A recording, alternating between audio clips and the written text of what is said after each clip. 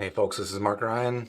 This is Super Review, and this is Pink Noise Session. This is going to be a different stream than what you might be used to, although if you've seen my earlier Pink Noise sessions, this should be pretty familiar. This is going to be a lot more casual, a lot less prepared, and maybe a lot more interesting. So we've done this before.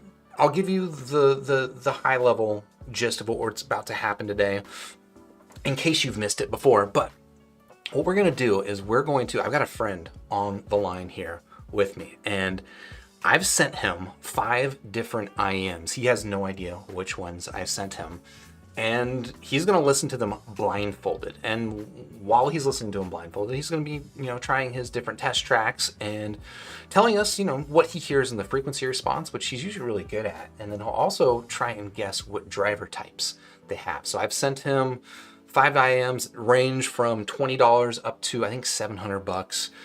So he's got the full gamut of price range in there, and he's also got quite a few different driver types, which I'll let him know what the 5 driver types he's picking from are, but it's going to be up to him to identify them. And I guess with that out of the way, let me just jump over here and introduce Sean. Sean, how's it going? Welcome to Pink Noise Sessions.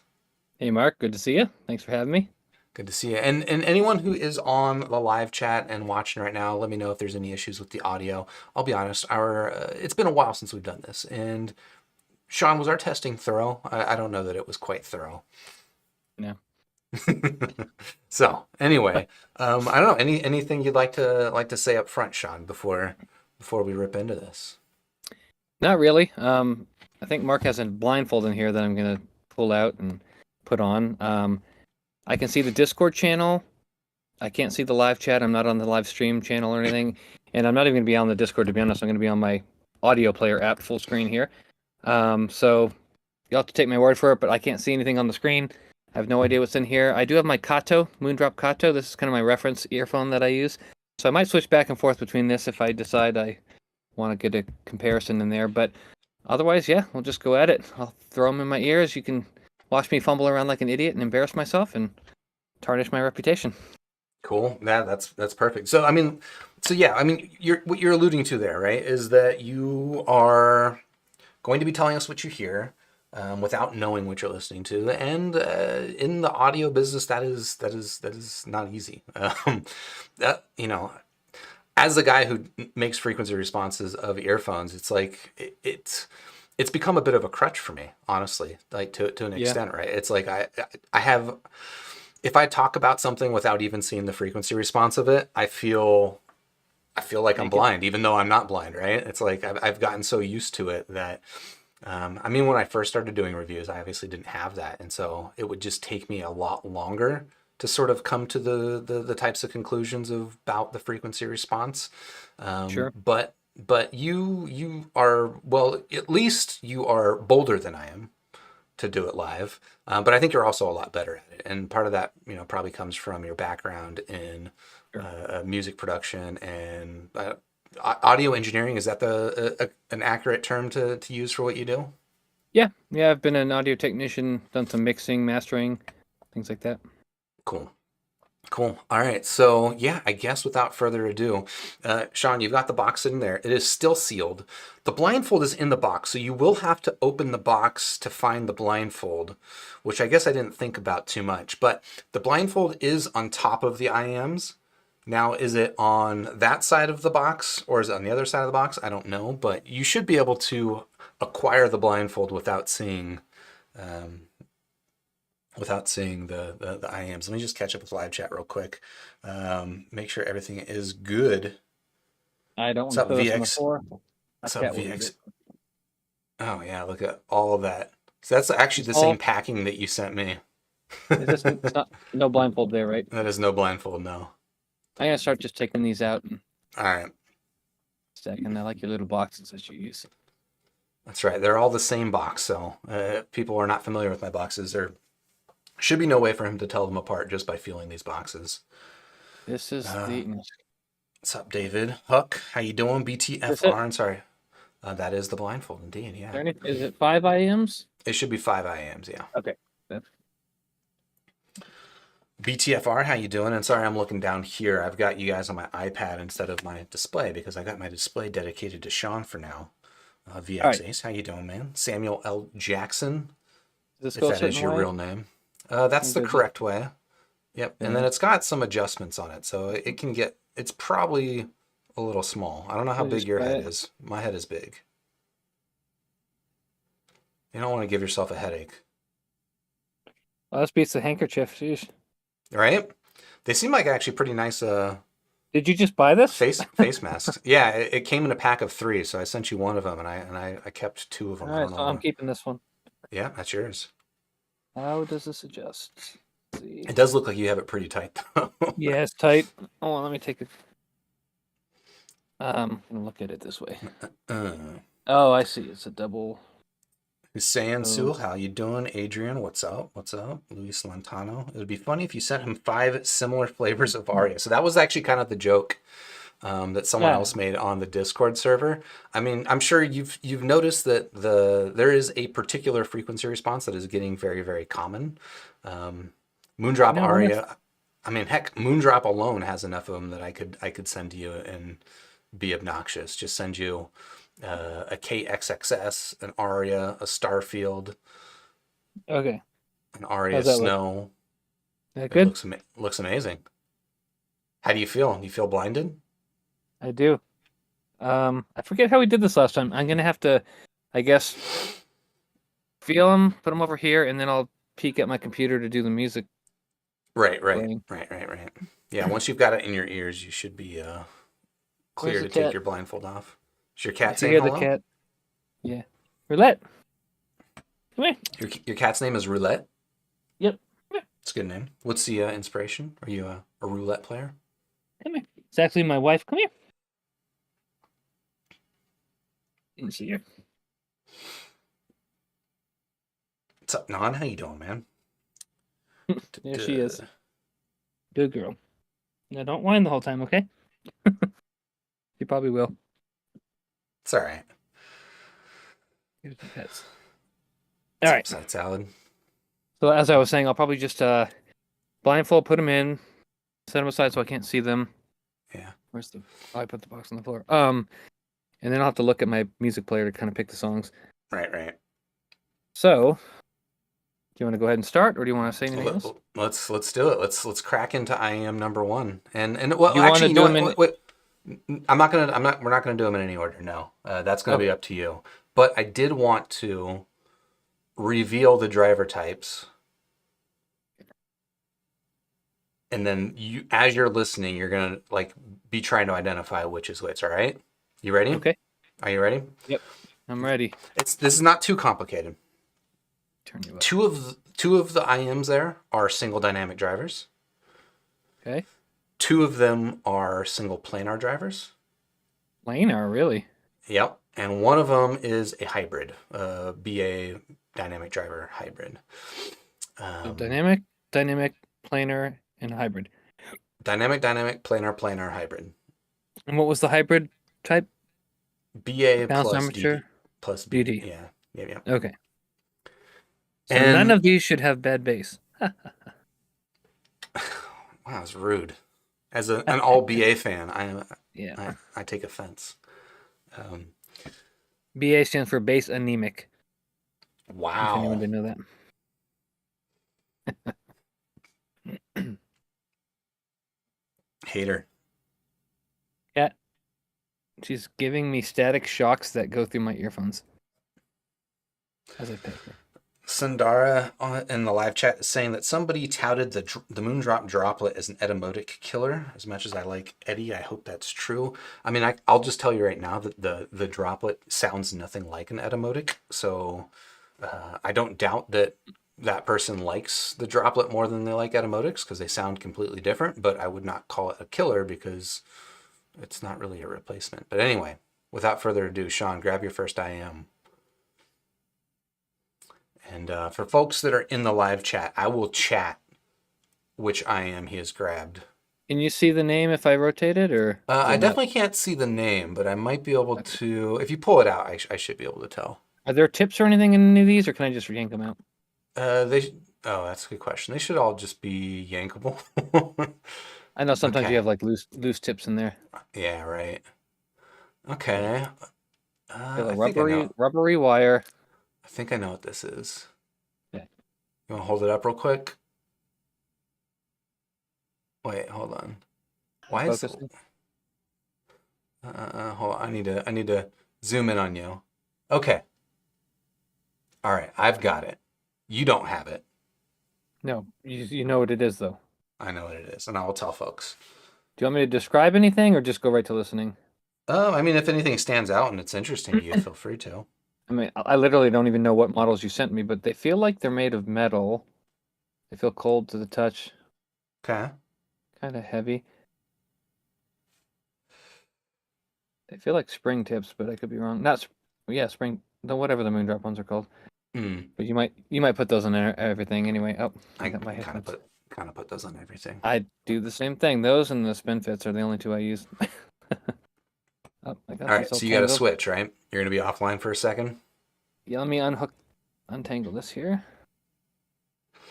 Okay. And now I have the plug. All right, yeah, I'm gonna go offline for a second. All I'll right. be right back. Well, do you want to like recalibrate yourself with a Kato song real quick? Nah, I'll just go for Okay. it. Okay. The hell is my thing? Okay. This is not my normal. I usually listen. If you've seen our last video doing this, I'm usually at my office desktop computer. Now I'm Yeah, this upstairs in this my is studio. this is your new setup. I don't even think you've done a video from here yet, have you? Nope. So I'm kind of getting the feel for it blind here. All right, be right back. Uh, uh, uh.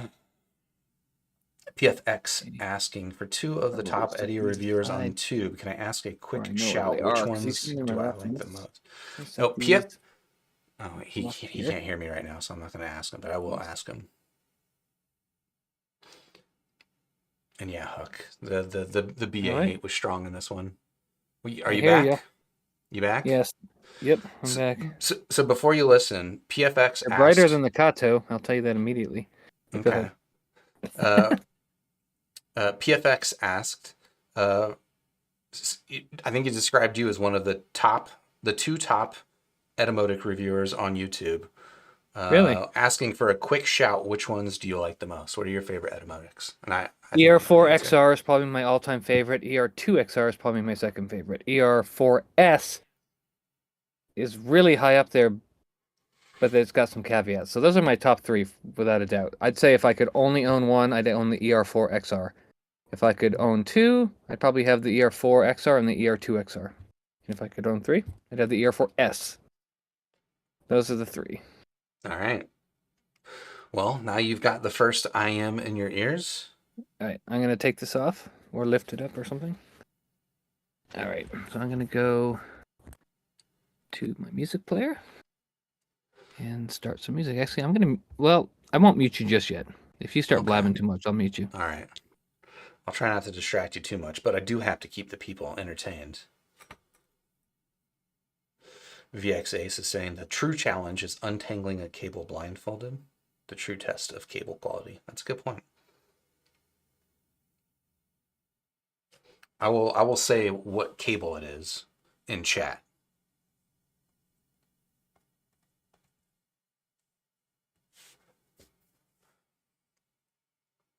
Okay. So I can tell you what I'm doing while I'm doing it if you want me to. Yeah, talk through. This just happened to be in my music player when I launched it, but I played Getting Over You by Janice Ian. It's a great song for acoustic guitar picking, and it's got a nice violin, and it's mixed in a way that, with a really good set, all the instrumentation is very, very distinct and very natural sounding. So I'm just listening to that. My first impressions is that they sound very good. I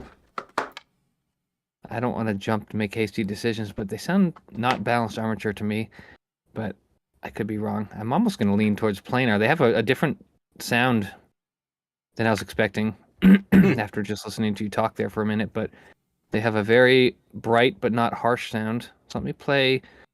I'm gonna play a song by, let's see here, Ambrosia, "How Much I Feel," which has some really nice drums and vocal harmonies and just different things that I Want to hear real quick? Play that.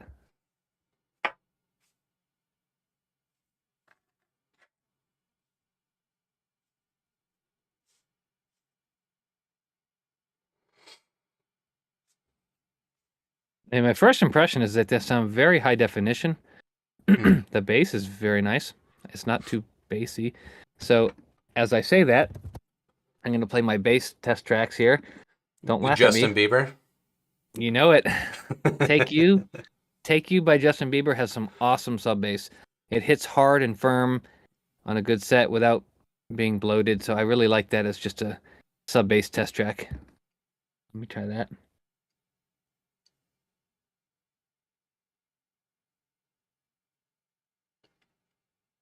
Donkeytron saying that this is like audiophile version of Pin the Tail on the Donkey.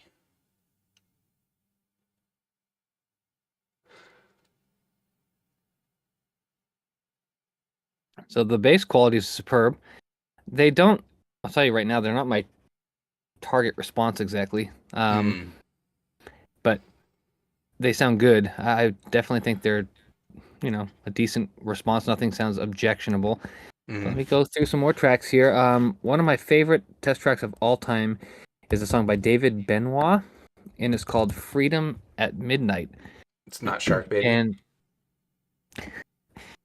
the reason I like this, there's two really, really good aspects of the song. The first is that it starts out with some bongos and percussion, and it's very, very dynamic and open, realistic sounding. And then at about 3 minutes and 15 seconds, I think it is this coalescence of like it breaks down to this very light instrumental part, and then it comes in with this tom hit, and then the drums, the guitars, and all the things kind of hit at the same time and come in, and it just sounds very, very tight and precise, well recorded. And it shines. The better a speaker or headphone sounds, it just gives you this feeling that's awesome at that part. So I'm gonna listen to that real quick. All right. Let me turn it up.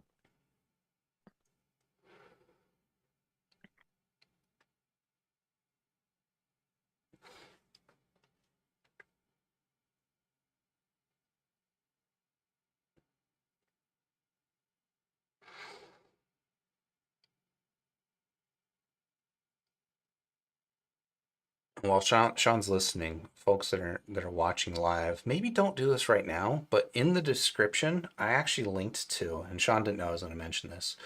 I linked to a piano cover of Iron Maiden's "Fear of the Dark" that Sean performed earlier this week, or I guess it was last week at this point. But that's actually what I've got stuck in my head right now. It is awesome. It is awesome. Check it out.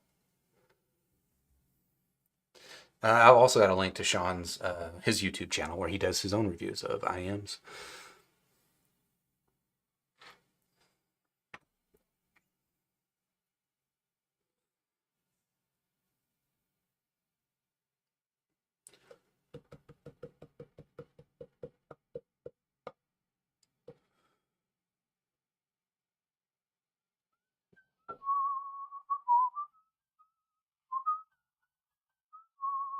Sorry, I had you muted there.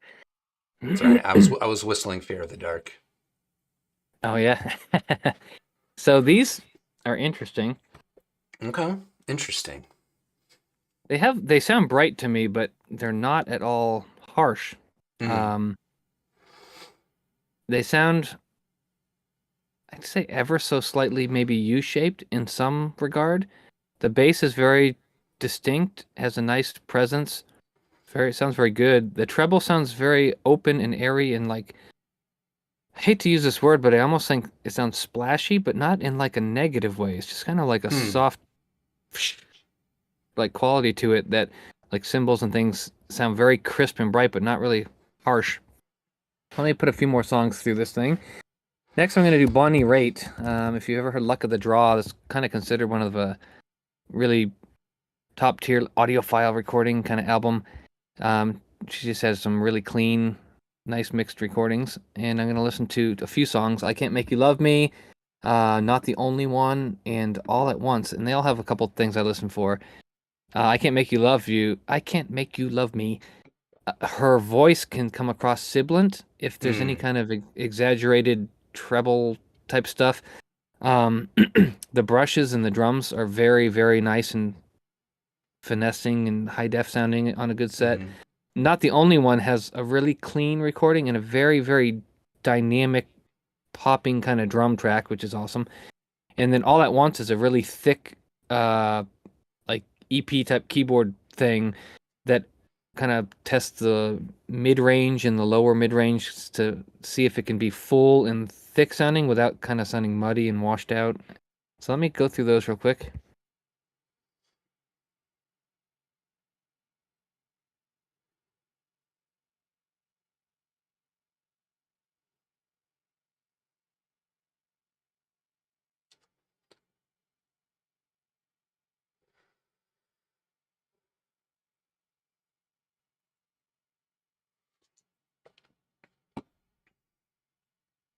How's everyone doing on a Sunday evening?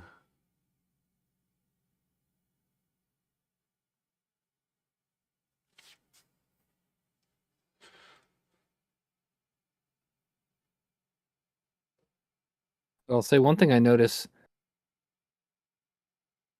these, and Mark knows me, I don't really like audiophile terminology. I think it's all baloney usually, like things like soundstage and stuff like that. But I think there is people use them for a reason, and the way I use the word soundstage is to portray the sense that the space that you're listening to of the Mm-hmm. recording, like let's say you're listening to the recording in a great hall. If that hall comes across as being represented as a very natural and realistic sounding hall with a good amount of width and depth and everything, I'd say that soundstage is natural and realistic or large or whatever. So these give me the sense that they have a very good soundstage. They have a very good sense of that width and space and depth. Um, so I like that quality to them. Spacious is how I describe them. Spacious. Okay. Okay. Treble's really good.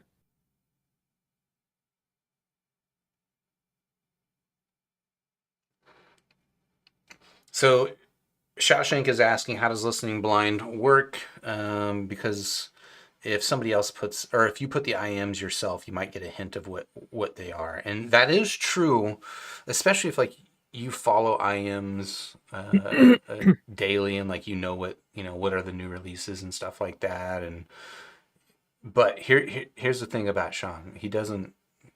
I don't. There've been like one time ever that Sean was able to guess the brand of an IEM that I sent him, and that was just because it was the Dunu Vulcan and it had the exact same shape as another Dunu. But other than that, I don't think. Well, another thing too is like not only do I not really keep up with IEMs as much, I mean obviously I review them, but I'm not like actively looking them out and seeking them. Right. Um, I You don't follow sincerely them have on. no So I right. was just saying you don't follow them on like Instagram. No, unless it was a particular like Moondrop or something that we've been talking about, I could probably take these out and look at them and not know what they were. Yeah. Unless, but so like I'm not too Yeah. concerned that I would know by feeling them again, unless it was a very unique IEM like the Dunu that had the exact same shell design.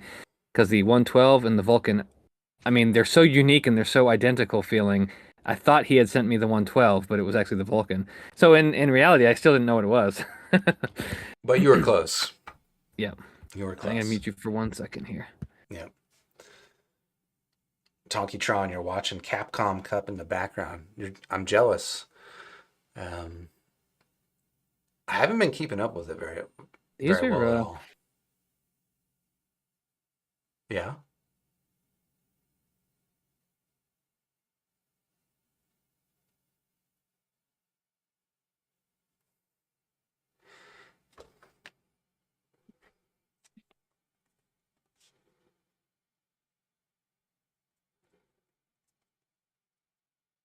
these have a very good sense of like upper air. Hmm. Like I hear tape noise, hiss, Is final. that is that good? It doesn't sound like overly exaggerated. Oh God, that sounds beautiful. Um, So I'm listening to the song on the Gremlins album.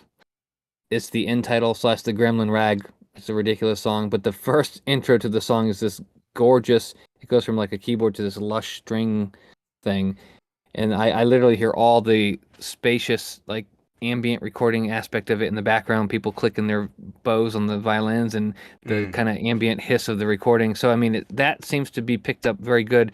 But again, I don't listen to it again. It doesn't sound like overly exaggerated. Mm-hmm. It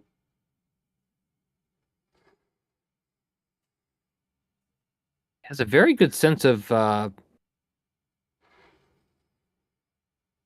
like there's a specific part of the body of the earphone frequency response that stands out really nicely.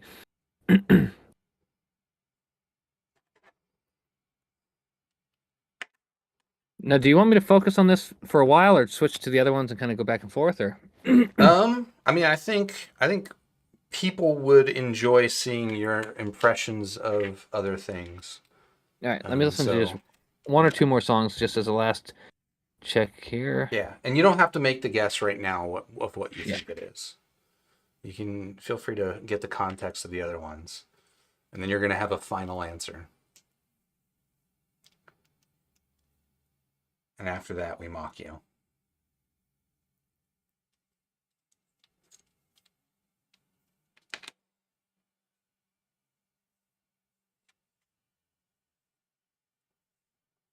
I mean, I love the bass on these. I would say it has somewhat of a Harman-tuned bass. I like that it's low dominant bass and not mid dominant. Like it doesn't sound like it's bloated mid bass at all to me. Um, it reminds me somewhat of the Truthear Zero, but maybe not as it's not the same exact curve as that, but it's got that kind Mm-hmm. of a sort of harmony shelf to it, I think, is what I'm hearing. Which I like if it's done properly, and these seem to do it pretty good. So overall, I'm just going to end with these saying I think they're relatively neutral. They have a really nice sense of air and treble extension and nice bass tactility. I don't think they're balanced armature. I'd be impressed if they were, but I'm not going to make any final decisions yet. So I'm going to. Where'd the blindfold go? Oh my It's God, on I'm your an head. idiot. Okay, so that's the first set. Is that this box? Yeah, looks like it. Uh, I'll put it back in the box just so it's easier to. So the But next then, set. but then, can you tell? Okay, yeah, you have to set it aside apart from the other boxes. Yep, yep. All right, so the next set. Let Oh, me. see, there was something in here. Do I need Oh, this? I tricked you. No, you don't need that. Okay. Okay, I know what this is. I You know can what see it? this is. I know what it is based on there being something in the box, which should not mean anything to you. No. Oh my God, this is the fun part. This is the pin, the tail, and the donkey. Okay, I'm getting good at this. Okay. Wow, those are small. Holy crap. What the heck are these made of? They feel really strange. You can see these? Yep, I know what it is. Okay. I'm gonna go ahead and switch now.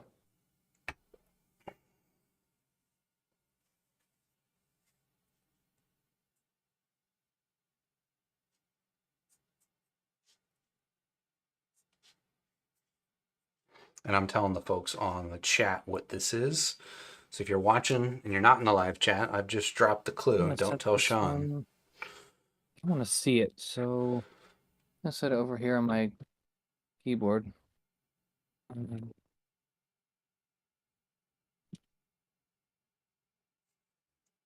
Okay, which way do these go? I'm gonna guess this way. What in the hell are these? You there? Yep. Okay. Yeah, you These are struggling? no, they're just so weird. They feel like they're I don't even know. I don't think they're wood. They feel like they're some very weird textured plastic or something. I don't know what they are. I've never felt an IEM like this. And they're small, but I haven't fitted in my ears well, and I think they sound good. So, um, okay. Next, How was the cable? the cable. Any thoughts on the cable? It's got a cord cinch. I like those. braided. The centerpiece is interesting. It's like squared off. It's okay. I mean, it just feels like a typical kind of like twisted pair cable with kind of a small, thin right angle connector. I'm assuming this is MMCX. Yeah, they rotate. So yeah, MMCX connector. Yeah. Is that right? Yeah. So I like MMCX connectors. All right. Let's start with the song I was just listening to. I was actually listening to Every Step of the Way, another David Benoit song off that same titled album, Every Step of the Way. It's got awesome hi-hat work, and it's got a very good mix with a nice bass that's very balanced in the mix. Some people will probably think it's pretty low, but again, with a good neutral speaker or headphone, the bass is clear and distinct. So it's a very good bass that disappears on earphones that don't have a good neutral bass like linearity. Mm. But when they do, it's not overly bassy, but it's very clear and tight, which I like a lot. So I'm gonna listen to that real quick. Cool. What's up, Scott? Welcome. How you doing, man?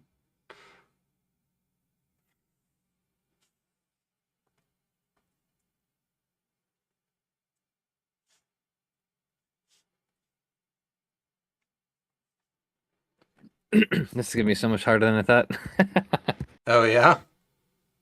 Well, I don't know. Maybe I'm just coming into this a little bit differently, but I'm trying to listen for the drivers more specifically because I know that was. Gotcha. These sound more peaky than the last set in the treble. Now, one thing I will say, and I want to stress this because it's just a sad truth, ear tips and fit play a huge role in the frequency response in your ears, where the resonance peak falls, things like that. These feel like they fit good. I get a good seal. They're tight. So, I mean, I think I'm hearing the way they're probably intended to sound, but I'm just saying that because I might say, oh, they have a peak in the treble, and they may actually have that for me, but you may not get that depending on your fit. So I'm just going to tell it as I hear it. So I feel like the treble's a little bit peakier than that last set. Mm-hmm.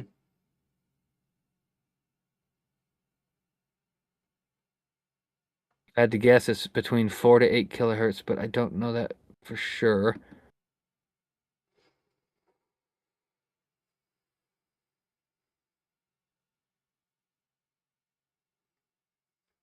Bass is decent. Let me go to the Justin Bieber track that everyone loves. Test the sub bass.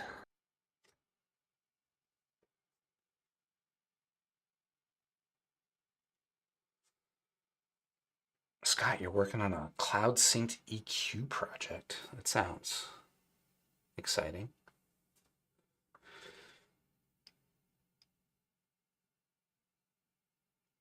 No, Scott, this is the venerable HD 600 with the maligned marble pattern. That's right. Eat your heart out, Resolve.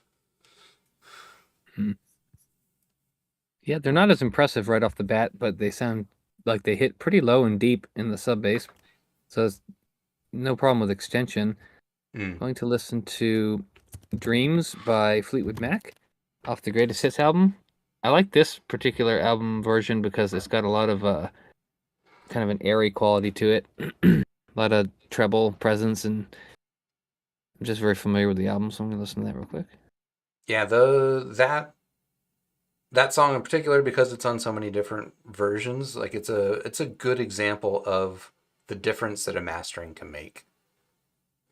Because almost every version you hear of it will sound different.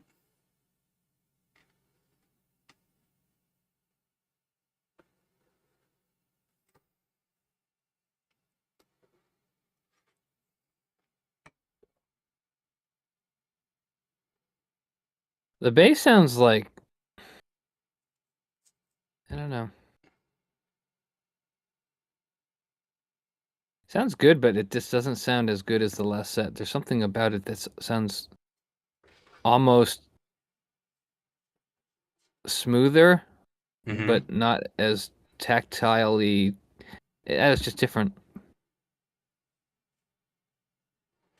And the treble definitely, the hi-hats and things stand out noticeably to me. Like they jump out. So I'm assuming there's a little bit of a treble bump or peak there. It could also be a dip because very often if there's a dip, it can make the treble right above it sound as though it's a peak or that it's more distinct, but I get the impression it's still some peaky there.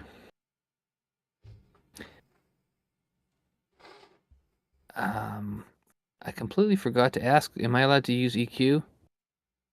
Yeah, I mean, you're using it as like a diagnostic tool, right? Yeah, just to like Yeah, listen and tweak it. yeah, of course. That might help me pinpoint what I'm hearing.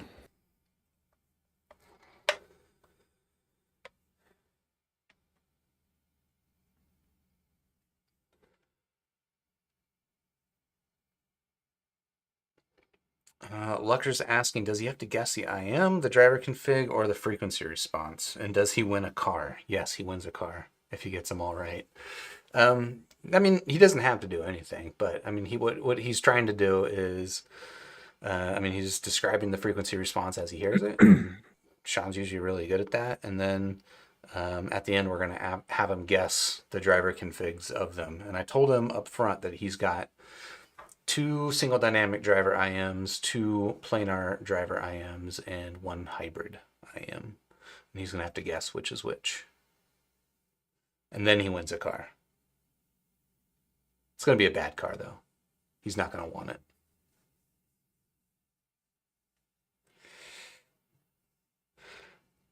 And Scott, yeah, I'm with you. I mean, okay. Well, let's talk about the marble tape real quick. And for folks that don't know, this is okay. That's out of focus entirely. This is, well, that's about as good as it's going to get. Sorry. What happened? This I saw you headphone. throwing headphones in my No, face. yeah. I'm just we're talking about the heat on the marbled granite countertop version of Oh, the are you HD kidding me? 600. Oh, I love that look. I kind of get it. I kind like I think it. It's an old man look, like it's the dad headphone. Yeah, exactly. I mean, I feel like the new modern gray version looks. If I was Sleeker. walking into this hobby with fresh eyes, I would 100% always gravitate toward the new Of modern course. gray one. Sure. But it's like I know what this is. It's classic. It's like a little bit. It's I a thought little it bit was bad. Go ahead. I thought it was ugly when I first got it, but I honestly have to say I think it's grown on me a little bit. Oh yeah. I love it now. I wouldn't have Yeah. it any other way. Yep. And I also think that's the greatest headphone ever made, so deal with it. There you go. It's not perfect. I didn't say it was perfect. Okay, so this doesn't have as much of that sense of air that the other set had. Like the Okay. treble doesn't sound as like. I'm trying to think of a way to describe the sound, but the words are failing me. It sounded like the treble on the other set had like a. I'm almost thinking the other set is. Did you say you had electrostatic? No. What did you say it was? Planar? Two dynamics, 2 planars, and 1 hybrid. Man, I'd have to guess that was a planar treble. That just sounded really different. It had like an electric airiness to it. It's really hard to describe how it Okay. sounded. And this sounds more like a typical IEM to me. I'm guessing it has that typical upper treble where it's got some dip somewhere. It's not fully extended perfectly, but it's still decent. I mean, it sounds good. When I listen to that Gremlin Rag, for instance, and that string section comes in at about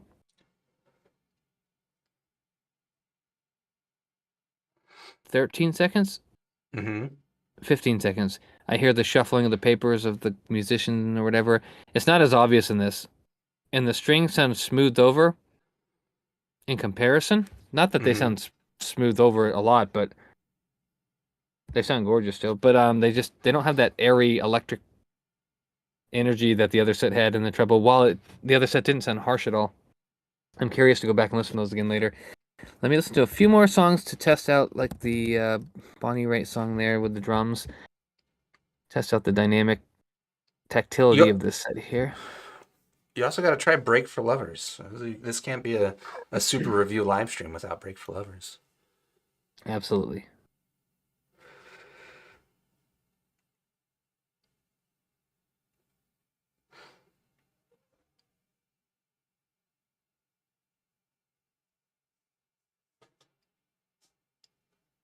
Scott saying I've Yes. now been able to.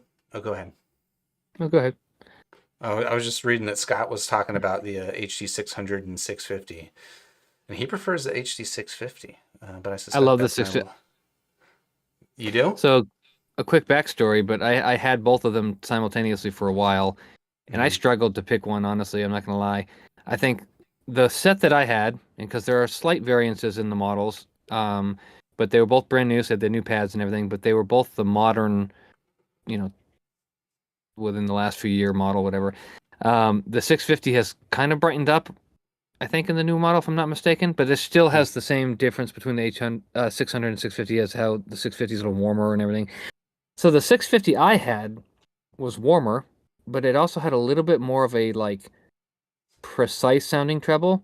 Like I don't want to use the word sharp, but it had just a little bit more of like an incisive treble in it. But overall, the 600 just sounded more like neutral and balanced. So the overall spaciousness, the bass to treble, it just to me just sounded more like a correct response. But like the 650 just sounded so damn good sometimes. I wanted to keep it, but just going as a whole rounded out kind of ear headphone, I think the 600 just beat it out a little bit, but I'd be happy with either of them. And in fact, I think you can mod the 650 pretty good. I don't know if you've looked into that at all, but there are some mods for both of them actually, but I've never Yeah, tried them, so I don't know. I have a friend that did. There's I guess a popular mod called the Kiss mod. Is that one you're Yep, referring? He's done yep. that he has multiple copies of the headphones, so he has one that's modded and one that's not. I've never wanted to mess with mine. I love it the way it is, so I didn't want Yeah. to screw anything up. Not that it's Mm, probably that hard to do, but all right, let me try one or two more songs here, and then I'll switch to the next set. all right. Sundara is saying, listen to Break for Lovers via your test tracks. Pretty good, but can't be helped but being distracted by the background art. I also like the churches, yeah. So that churches track that I have there on my test tracks is actually, I mean, I like the song, but the main reason it's on my test tracks is it's very sibilant recording. So it's a good test of how sibilant a particular set is.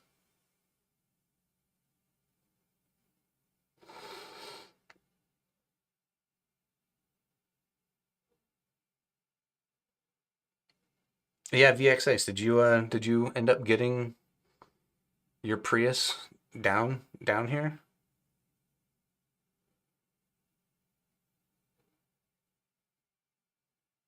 All right, sorry, I muted you for a second. All good. Yeah, definitely peak ear treble. Bass sounds like there's too much bass in some region of it. I'm gonna say it probably bleeds a little higher than I prefer, very slightly. It's not bad, and maybe that's what's coming off as a little bit more smooth, rounded off Hmm. quality to it. Mm-hmm. Um, it may not be that exactly. I don't know, but that's just my first impressions. So I'm gonna switch to the next. I don't think these sound bad, but they don't sound nearly as impressive as the last set to me, just listening off the bat. All right. So I'm gonna put these on.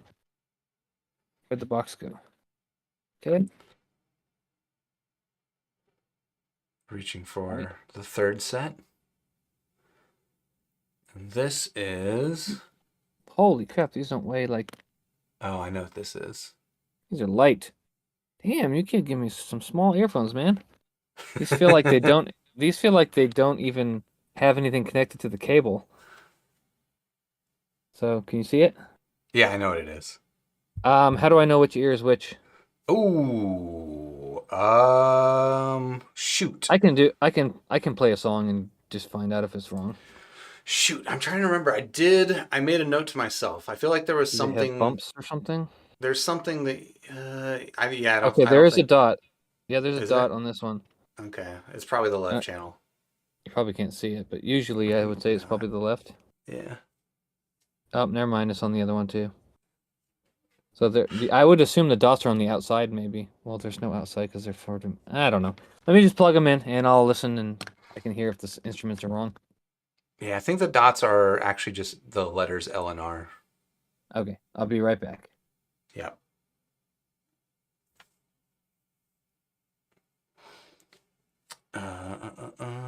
And Tonkytron, I see you got the teabagged 58X. Nice. I actually un-teabag modded mine so I could measure it. I need to re-teabag it. Uh-oh. Hello? Hello? Oh, okay. I thought I didn't have you. Um, these are weird. So this set here, I'm going to put back this box, and I will set it.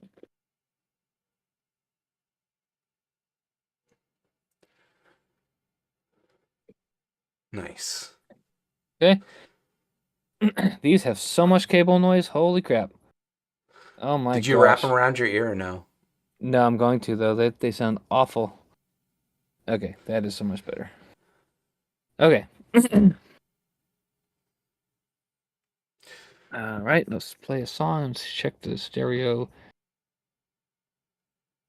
Yeah, they're backwards. Hold on a second.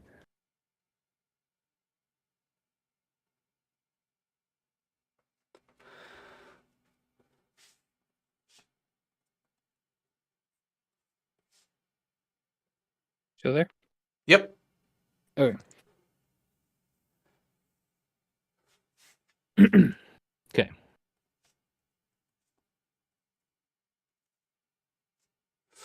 All right.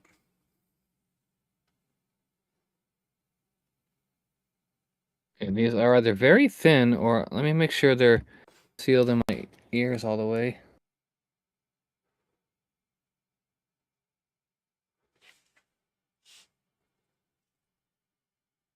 Are these the stock tips that come with them? Yeah. Okay. That's better. I think I had them pushed in too far. All right. Getting a little bit of pressurization here. It's going to go away. This is one of those sets.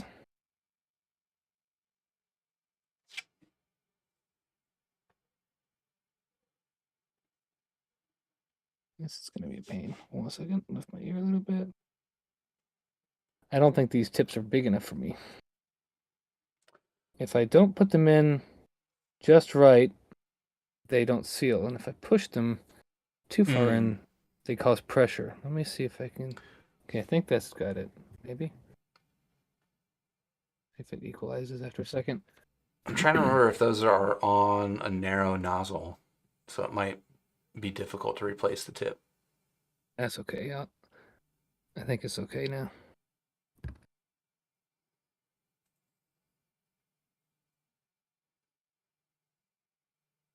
Yep, we're good.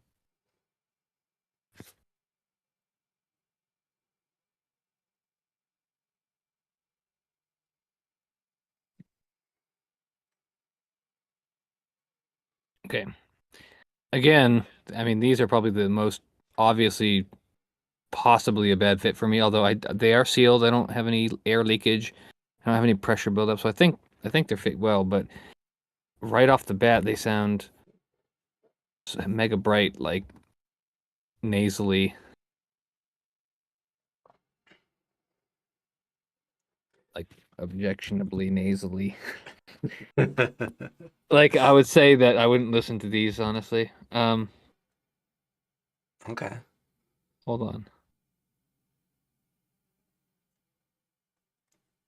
Oh yeah, these are like mega U-shaped, like bassy, bright.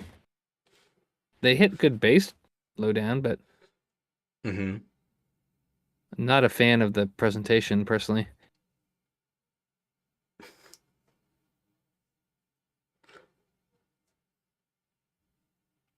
They just sound hollow, like the mids are just sucked out. Mm-hmm. Okay. They're not like awful or anything, but just compared to the other two, they're nowhere near as linear. You can say they're Assuming awful if it's you think they're awful. not a fit issue. But I mean, I'm hearing good bass, so I don't think I have a lack of a seal. Mm-hmm. If I'm yelling, let me know because I can't hear my No, voice you're well. good. You're good. But they're just very treble dominant. They remind me a lot of the like SSR if it sucked. I mean, the SSR was not as bassy as these, but the SSR has that kind of like it's almost like an illumination treble shelf, but not as good. These sound like they have that kind of honky mid treble, and they're kind of overly bright, overly bassy, but they have a lack of mid body, so they sound just kind of nasally and hollow. Mm.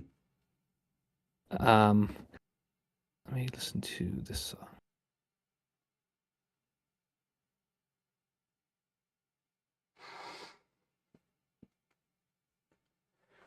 So what I'm listening to now, I listened to a couple of the same songs I already did before, but David Gates' "Never Let Her Go" is a gorgeous mix. It's got a very nice guitar recording, very good percussive elements. It just sounds really good. He's an excellent recording engineer. So I'm listening to the stereo separation, the space between the instruments, the air in the recording. It's an old analog 70s recording. And this does not do it justice at all. Okay. Wow. It just sounds very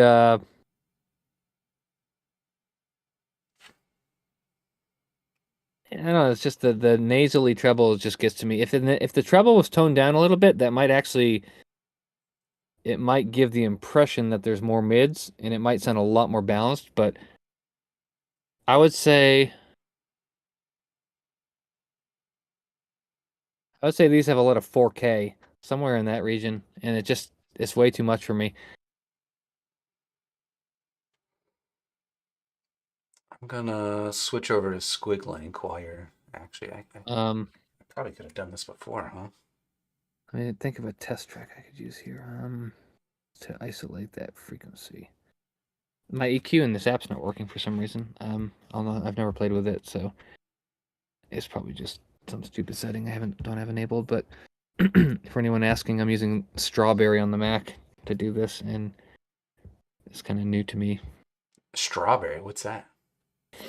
It's just like an open source music player, like Music B or Fubar 2000, but it's just Oh, like a okay. Mac open source music player, and it's pretty good. It has a lot of functionality, a lot of Hmm. options you can tweak on the back end. I have output audio configuration settings and all sorts of stuff, but it's just the EQ I enable it and it doesn't make any difference. So I may have to just go in the settings later and play with that. But Gotcha. a break for lovers. Here we go. All right. By the way, Scott, thank you for the super chat. Appreciate it. I should be putting these together more often. Actually, it's only partially my fault that it's been a while since we've done a pink noise blind listening session. Okay, can I stop listening to these now? Yeah, you're good. I, I'm gonna honestly say I don't really like these. Okay. Um, Noted. they don't strike me as yeah. I just don't like them. Well, again, to each their own. They might be a great set. They might fit you better. I have no idea if it's a fit issue. I don't think it is though. Listening to Break for Lovers, like the percussion at the intro just is like smacking you in the face. It's like, what the heck?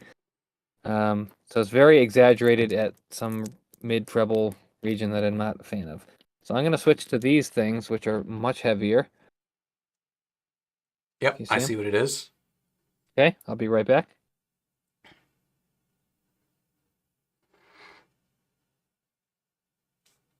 I think I'm pushing everything back and back every time I do this. Okay. Brain fart. Squeeze out. You there? I'm here. Can you hear me?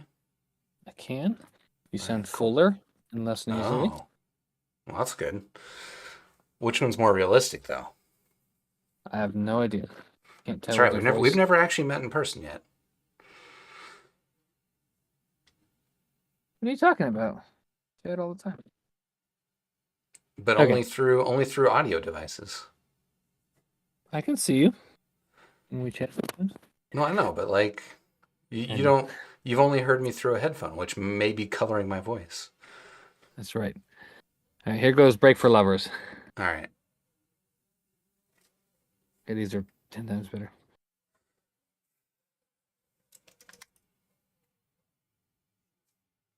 Good treble.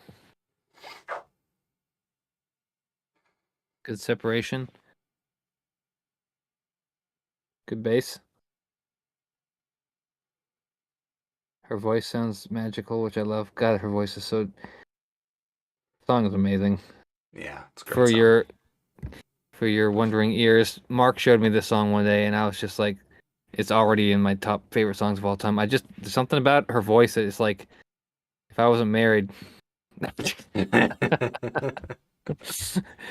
it's just dreamy. I love the reverb trails on her voice. hmm It's ironic too, because it's not the Men I Trust singer. It's like some other chick. Forget Yeah, her I name, think Helena something or other. Helena Oh, it's Delon right or here something like actually. that. Yeah, Helena Delan. So whoever that is, she's got a good voice. All right, let's see. I'm gonna listen to that Bonnie Raitt track again. Not the only one. Give me some transient response check.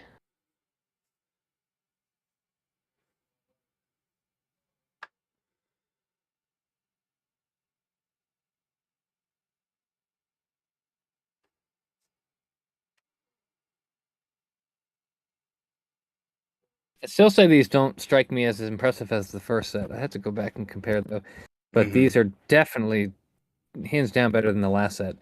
Um, and I think they sound very good. I'm gonna actually listen to some Don Henley, "End of the Innocence," from his album "End of the Innocence." It's got an awesome mix of keyboards. Bruce Hornsby is on the piano, and it's got like a piano with a synth kind of playing, and it just has a really nice mix and a nice bass mixed in with the synth that blends in really nicely. You said something about Innocence, which reminded me of a track called Age of Innocence. Who is that?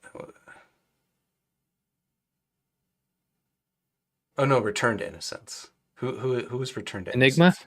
Enigma. Talking Okay. about- Yeah, Yeah, yeah. It's been a good while song. since I heard Enigma.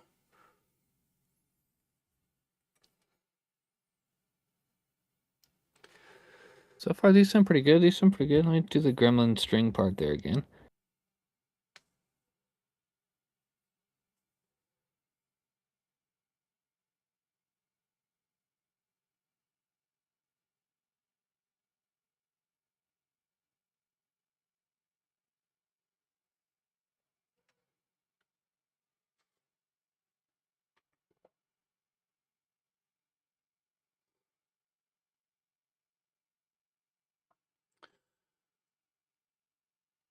Bogdan, I was indeed thinking of Return to Innocence by Enigma. Age of Innocence. There might even be a Blind Guardian track by that title. I don't I don't know if I know the U2 song.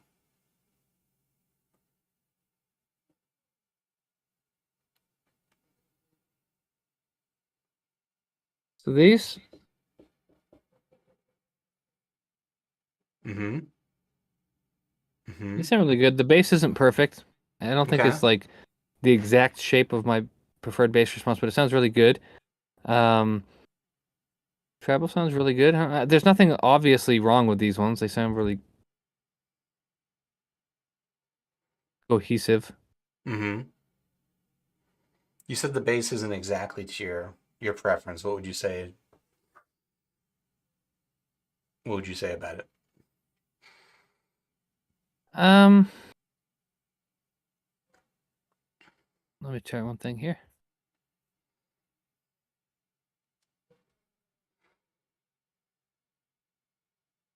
I just think there's too much bass, I think. Okay. I'm not exactly sure that the curve is bad, but it just sounds like there's too much bass. Not dramatically, it doesn't sound really bad, but especially on that Bieber song, the sub bass is like almost overwhelming. Um, on 70s songs like Fleetwood Mac, it sounds really good because those aren't really bass heavy Right. to begin with, so it kind of makes it Right. sound good. But when you listen to a song that has bass, even that Every Step of the Way Benoit track, where I told you the bass was very linear, it kind of disappears on headphones with light bass. Mm-hmm. Um, it sounds really good on these, but I'd actually say it sounds north of neutral, but not much. I mean, it's not drastic. But let me change to there's a BT song I love called Anti-Cathera Mechanism. I'm not even going to try to spell that. Anti-Kythera. It's like an old thing they Kythera? found. Yeah, you can look it up. It's like an old computer they found that's like really, really old before computers existed, but it looks like it's like some kind of mechanical computer. So this mysterious item. He wrote a song about it. But in his song, he's got some just beautiful bell instruments, and then guitars come in, and everything is so freaking precise. The whole This Binary Universe album is a masterpiece of precise, like tactile recordings, all the little drum elements. He programmed everything himself, and it's such an awesome album. So I'm gonna listen to that real quick. I should try listening to that tonight. Would that be a good sleeping album? Oh yeah, Okay. absolutely. It's chill, but it has parts that break out into cool beats and things like that. But it's a Mhm. very dreamy, atmospheric album. It's very awesome. It doesn't have like a track buried in the middle of it where there's just like someone weirdly whispering in your ear, is there? Not that I know of. Okay. I did find an album that does that, and it creeped the hell out of me when I woke up and found that. Oh Wow. my gosh. So these sound really good.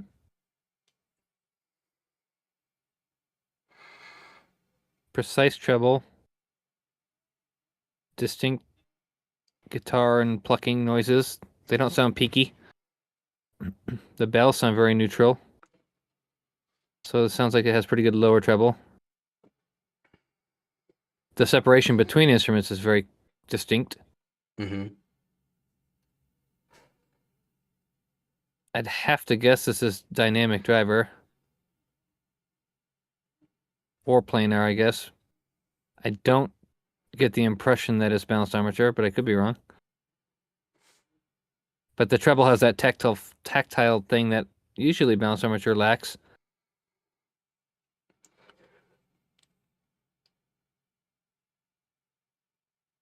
Hello There is saying that Disintegration creeped him out while sleeping. That's an album I sleep to maybe more than any other album. But I can understand that. That whole album has got like a weird darkness to it. I'd say these sound really, really good. They just sound like slightly bassy to me. Okay. Um, I don't know if I hear anything objectionable at all. Mm-hmm. Sound pretty linear. Treble has a nice texture to it. And they're very clear treble. Like the metallic sounds of drums and things are very natural.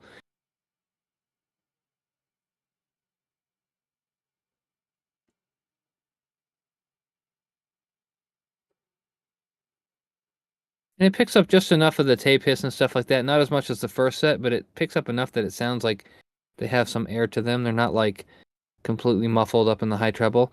Not again, I don't think they're as revealing as the first set, but I'm kind of curious to go back to those.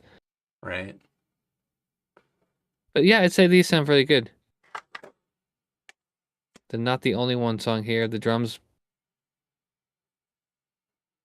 mix sounds great.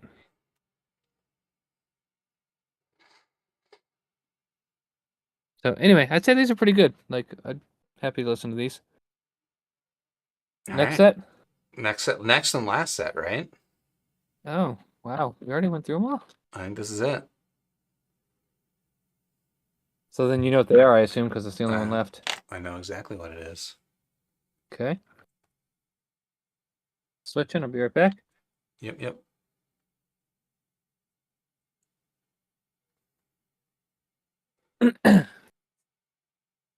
Oh no, I'm sorry. I dropped your earphones. No. Ah, that never happens. Usually I can hook them on my shoulders. It's because they're heavy. Still there? Yep. Well, that is a honkin' connector. Okay, so It is a honking connector. I failed to mention this. Not that anyone probably cares, but I'm using a full JDS Atom DAC and amp setup here, connected to my Mac with a USB. So it's very, very, very well spec'd, neutral, linear kind of setup here. Okay, I am good to go. Let's see here. Actually, I was going to ask you about the because you were telling me yesterday that you had the JDS stack there. You also have an Yep. Element, right? Which is a DAC and amp combo. Yes. Yep. It's much more So powerful too. okay, so when do you choose which do you like? Do you have that one down in your office or Yeah, something? that's permanently on my PC. Um, the brief history with that is that the Element is the first DAC, well, not the first DAC, the first desktop DAC amp that I got from them as a full solution, and I use it primarily on my Windows PC. I got it because if you're familiar with Windows audio sucks usually, especially coming off motherboards. It's impressive for like what you get built into a motherboard nowadays, but still, it's just there are issues that I wanted to eliminate by using a USB DAC that uses ASIO drivers. If you're not familiar with those, it's the closest thing to sending a pure signal out to the device so that there's no interference from software, EQ, effects, whatever. Mm, It's very mm, pure, like a bit perfect kind of signal. So the ASIO driver to my Element, which is a very powerful amp, it can easily power over ear headphones of 600 ohms or whatever. So that's my desktop setup.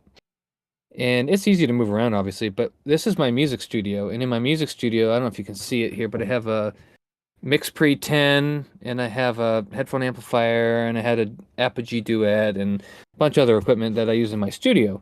But Mark knows that I recently wanted to get into a CD playback system, and I was kind of that's trying to get right. the most pure digital CD playback system I could. And if you can see over here, I have a Sony Discman, which I researched and it's a specific Discman that I liked. But I also have a Pioneer Elite DVD player with optical output, and both of those can feed into my DAC and amp system from JDS here, the Atom. And it's just kind of meant to be a standalone thing. But now that I have my setup up here with the Mac, I can plug that in and I use it here. So I just decided to use that for this test. So there you go.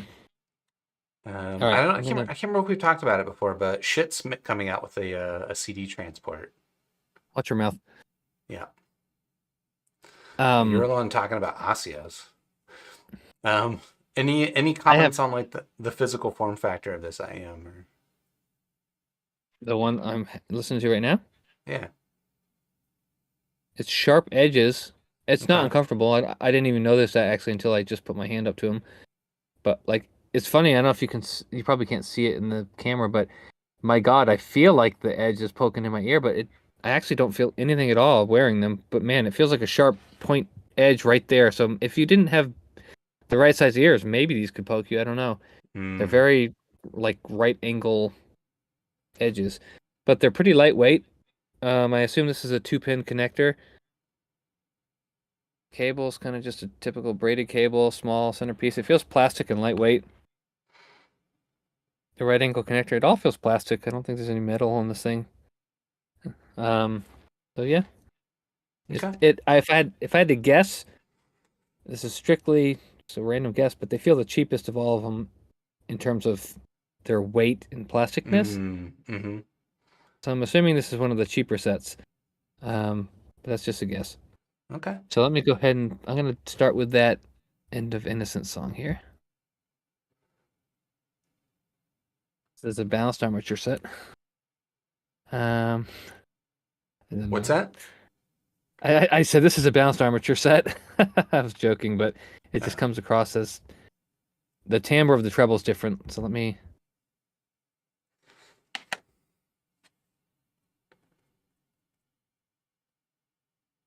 Sounds pretty good. I will seriously say they do sound more balanced armature-ish.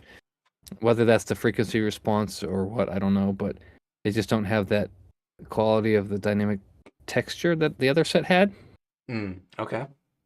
But that might be just a lack of some region in the treble. They sound pretty neutral.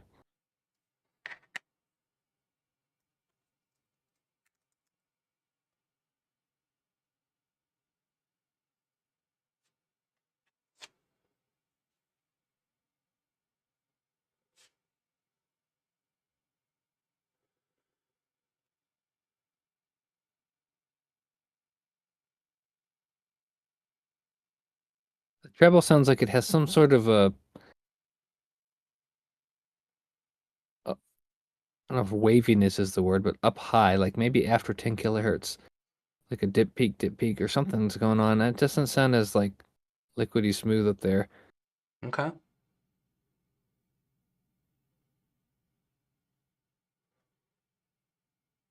Sounds pretty good though. Overall balance is pretty good. Bass sounds good, but leaner than the other sets. Doesn't have as much like thump. Let's go to the Take You bass track here.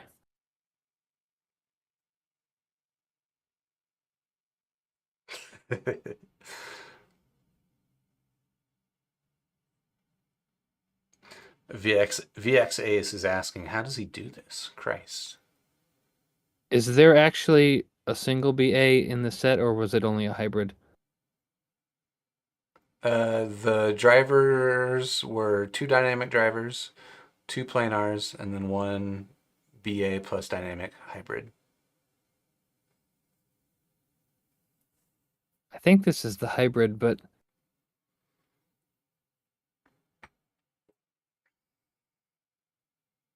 the bass sounds okay. I mean, sounds soft, but like still has good definition. I don't know. It reminds me of what the IEM is that? I don't even know. I'm trying to think of the IEM. There's another IEM that has a similar bass quality. If I can think of it, I'll let you know. But Okay. like the bass sounds a little like soft, I guess is the word. Even though it hits pretty low and deep, it just doesn't sound tactile. It doesn't sound as firm. It's not firm, but it doesn't sound bad either. Okay.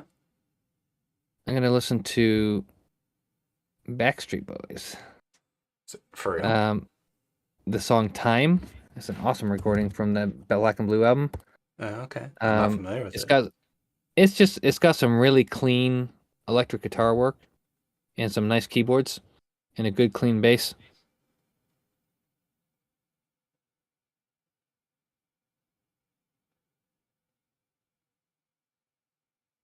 Also, the like guitars in the background that sound cool. Okay.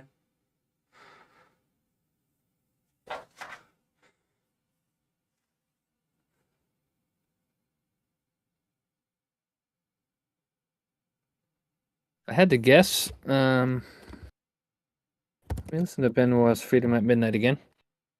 Actually, no. Let me listen to "Break for Lovers." The ultimate test.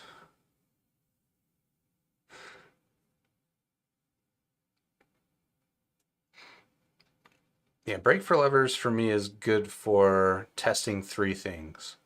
One, the tonal balance, just because I listen to that song so much. The tonal balance, like if there's, anything's different, stands out immediately.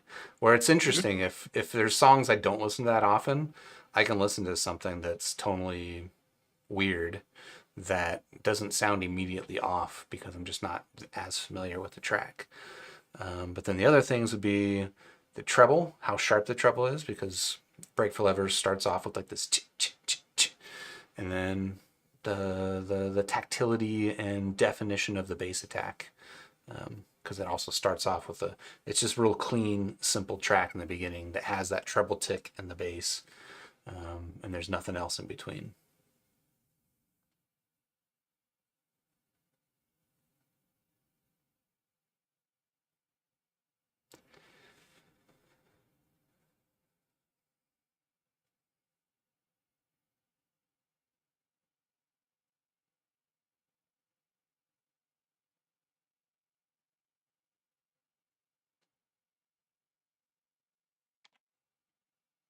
These are interesting. I'd actually say I think these don't have the bass shape that I like. If I'm trying to pinpoint what it is about the bass I don't like, I think it might be the shape of the bass. Like it might have a little bit more in the 100 to 300 region, maybe. I'm trying to.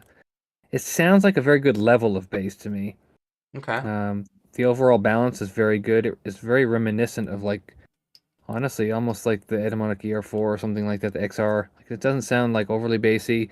Treble sounds kind of linear overall. It's a little soft. It doesn't sound like there's a lot of air in the treble to me. Let me listen to the Gremlins string section there.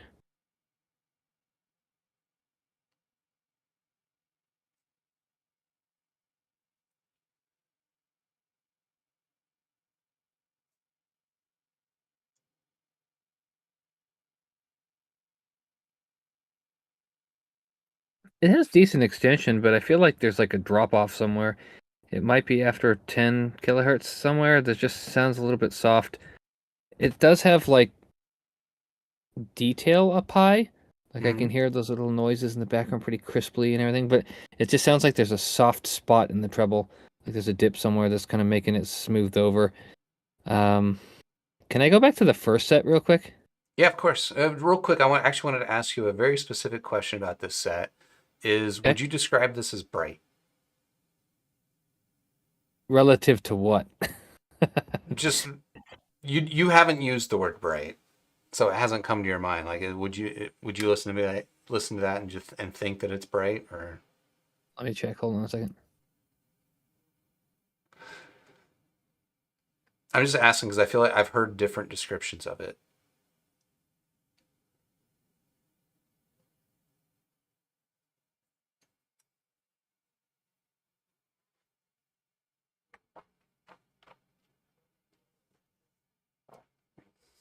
No, I mean I would say it sounds pretty neutral in the treble balance. I think if you don't like a lean neutrality, Mm-hmm. then it might sound bright to you.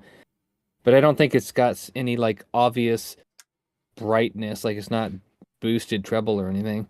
So Right. I would call it probably more linear with a leanness to it. Um, I mean, it's a brighter earphone compared to like, a lot of other earphones, but I wouldn't say It, it's overly bright. it's brighter than this one, which I'm holding up, which you don't know of. I just reviewed this File IEM, which has zero treble, so it's definitely Yeah. brighter than that. Yeah, it's brighter than the Shure 535 SE. Sure. Yep. Yep. Yeah, I know, sure. Um, Who's on first? I would say like I don't know. There's something about this set I don't like. The I get that. sound Yeah.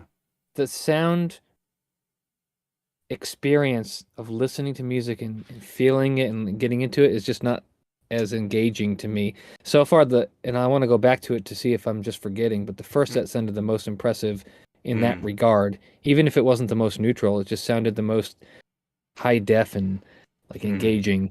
These sound the mm, most dull and the most soft. Even though I think they're probably, if I had to guess, one of the more linear in the balance. I feel like they have a good tonal balance, but that's just not enough for this set to sound good, which is why I'm gonna go out on a limb and think they're probably the balanced armature set. But maybe not. Maybe they're planar. I don't know what planar sounds like, if that's got a unique quality to it or not. But so far, this is the only set where I felt the treble lacked the dynamic tactility. yeah. Which But who planers knows? have you heard? I know you heard the Timeless. I heard the timeless, and I heard the was there another one? Did I send the S12 to you? The Let Sure S12? Yeah, yeah, that was the other one, S12. Okay. Yep. Oh, hi, cat. All right, so you're gonna have to help me here because I have no idea what the first set was. That's right. Hey, cat. I think that's the second set. Yeah, that's the second set. What is that? Oh, it's my Sony player. Uh, Not those. Those are really that lightweight. yeah, that was the third. Yeah, it was the third. Those are the ones that I said felt like they weighed like nothing.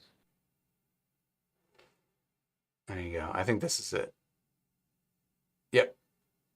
Yeah, that's the first set. Sorry, cat. I can't help you right now. Donate this cable, please. Send your I'll be cat right over back. here. I'll hang out with your cat. All right, hold on one second.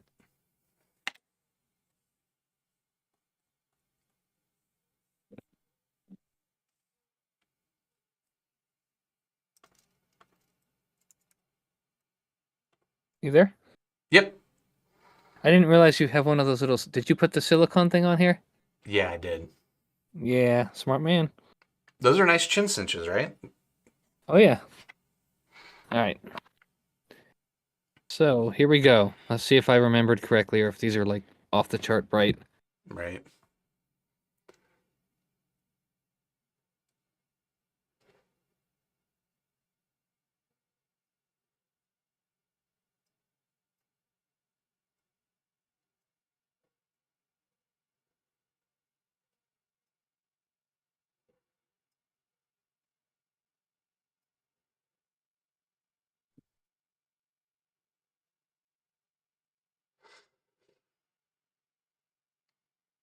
Luis Lantano is asking, have I ever tried to blindly draw a frequency response graph and then compare to an actual FR measurement? I have, and it did not go well. It wasn't awful, but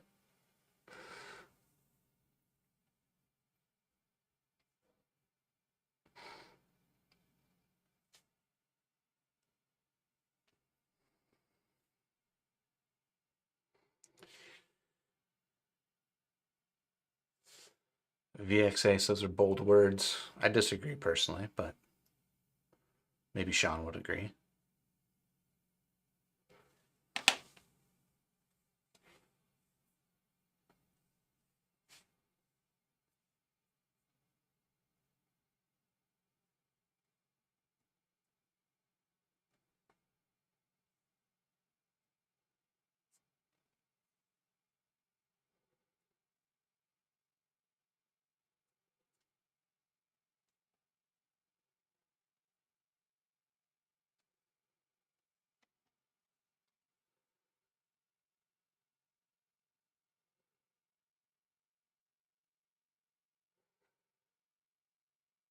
He's having a conversation with his cat.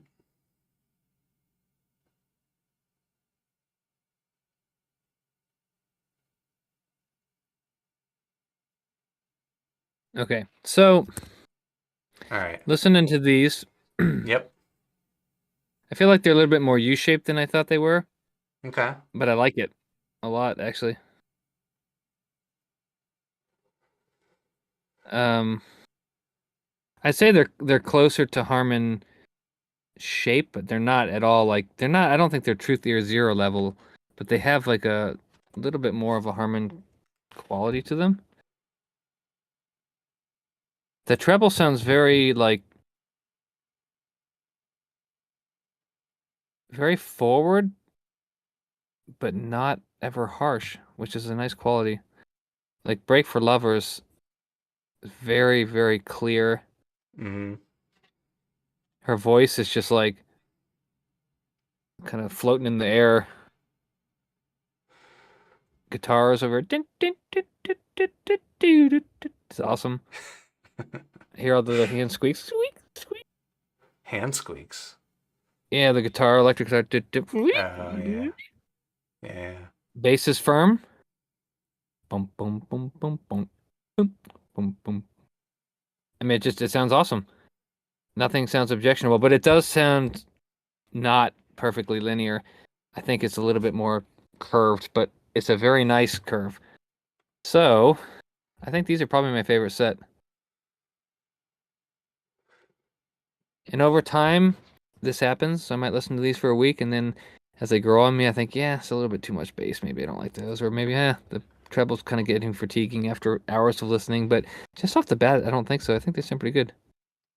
Yeah, and that's happened before, right? With the in the last one we did, the Truthear 0. Hold on, which Yes, one? Wait, not the 0. Wait, what was that one? the 7 hertz The zero. sound note 0. Thank you. Yeah.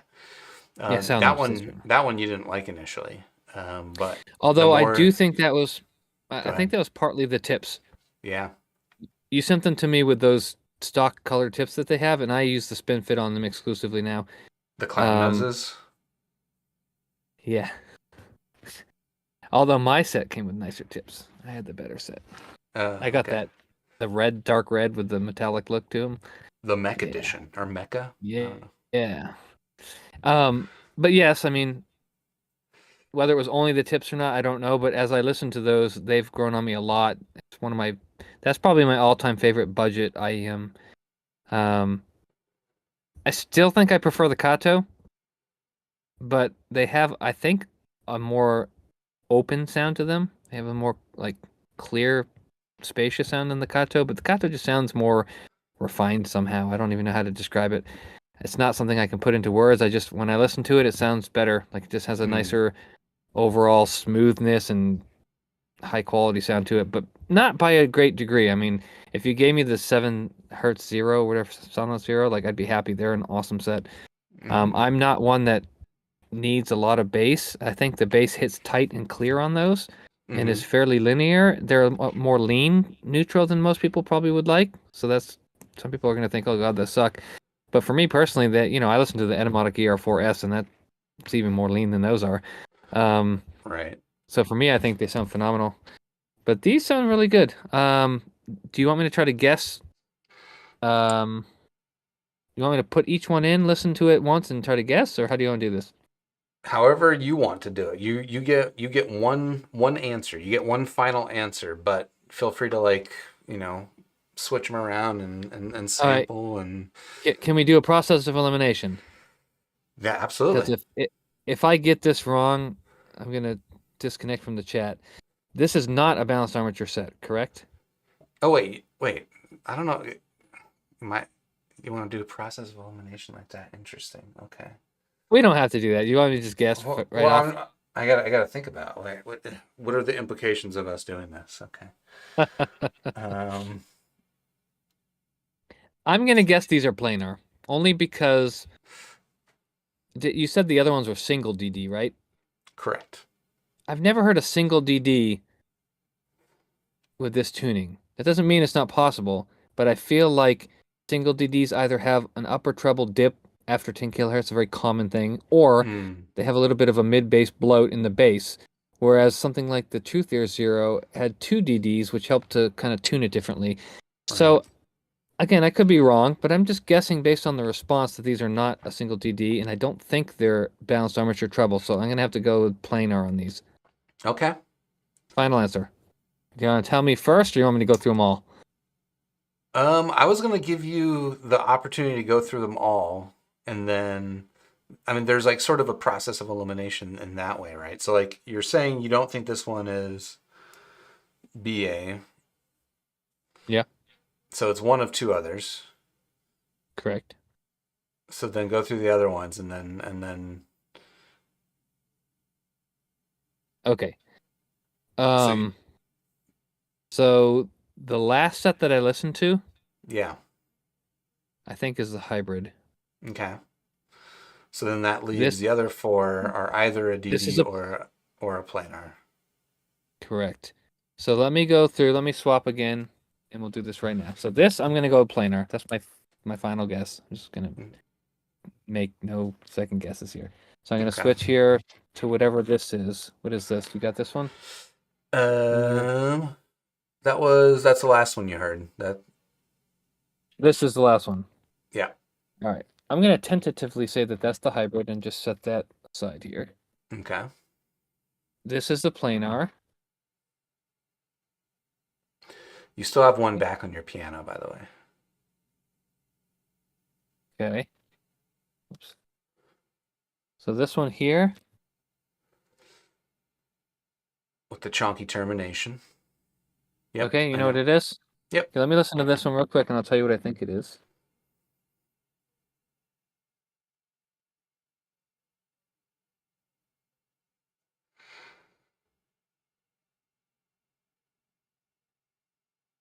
So with me? It's still here. Okay, so this one here is, I said planar, right? Yep. I'm gonna set that on the keyboard here. And this other one here. Oh, do. Can you see my hands? I can.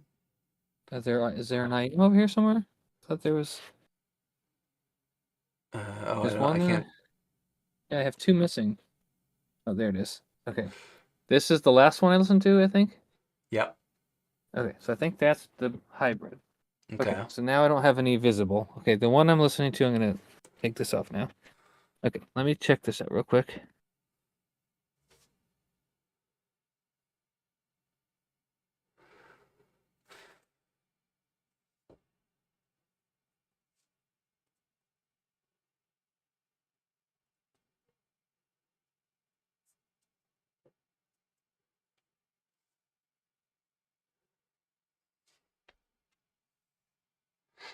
I got myself second guessing. What's a good treble song?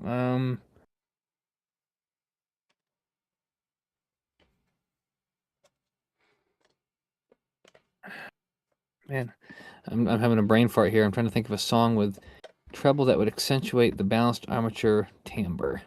Let me think. I would think maybe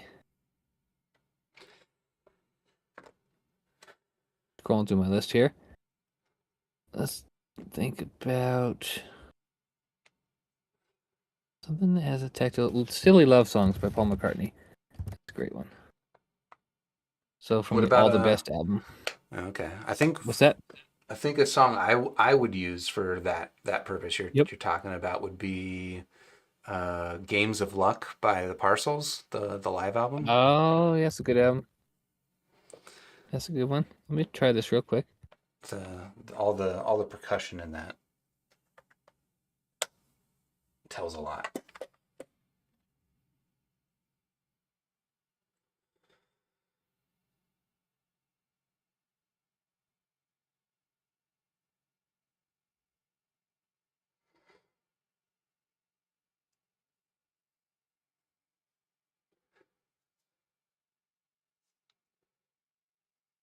Hmm. Okay, this is the second contender for balanced armature, but I'm not sure yet. What is this one here? This is that really, really light one. Yep. That's So you know the what it is? third one. Yep. Okay. So I'm going to switch to this one. In 1 second. Bum, bum, bum, bum, bum. Bum, bum, bum, bum, bum, ba-da, ba, ba, ba-da, ba, ba. Over the ears. Okay. I think that's good. You still there? Yep. Oh, making a mess. I just tangled this. Man, we must be boring the hell out of people watching this video. That's all right. They're keeping themselves entertained, chatting about budget IEMs, KZs. Hey Z, oh, bringing up that. Why do these sound wrong? Talk to me. Hello, hello, hello. Oh, okay. I think it was loose. All right. Just the same sound again. Oops.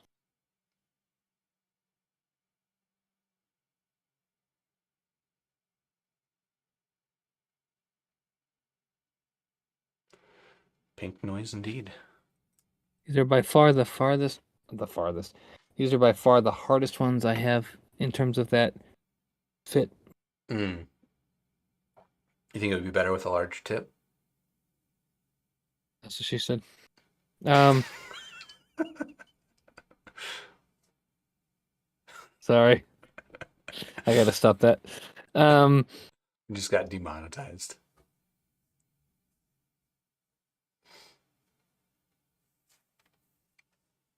what now? They seal so well when I Mm.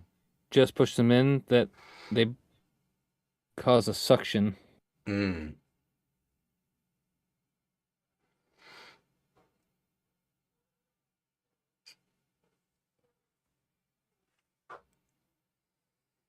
Okay. Now they're good.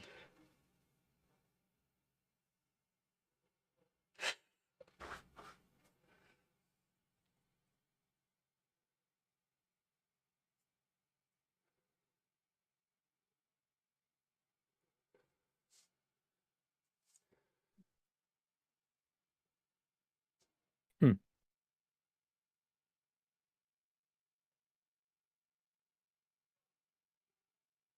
I'm gonna guess these are a single dynamic driver. I'm gonna Okay. swap to the next set. Maybe. Is this the last set? Yep. Right. What? They had that little plastic box in them. It's fine. Oh, I didn't drop the earphone. Okay. I'll be right back. Ladies and gentlemen, I use these Tap Plastic boxes to store all my IEMs, and then Tap Plastics also makes even smaller boxes that I use to store spare tips. So like a lot of the times I'll keep stock tips in those, and then These are those weird ones. Man, these are so weird. I really want to see what these look like. They feel so strange. just like you're talking about, like the texture of them.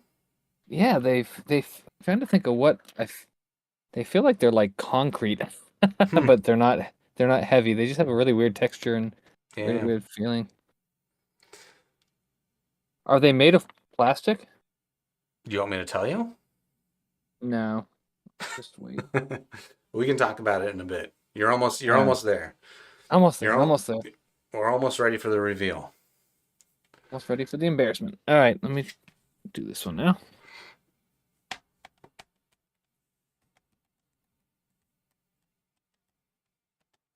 Interesting. Interesting. Where the hell's volume knob? One. Oh, there it is.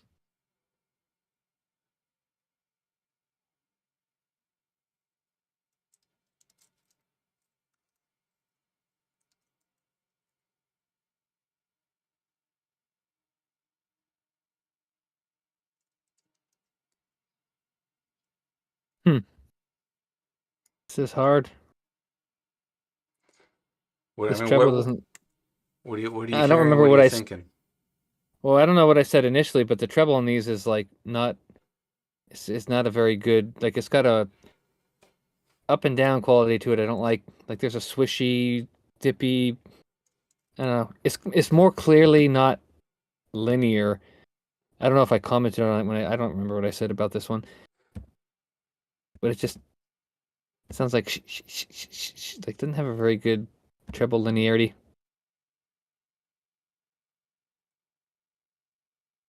Yeah, you said something similar before when you were listening. Okay, yeah, I hear it more now than I did before, I think.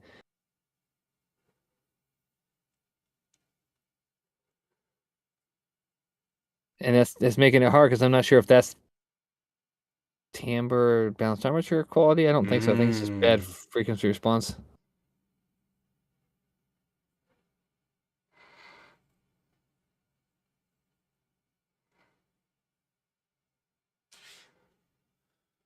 Damn.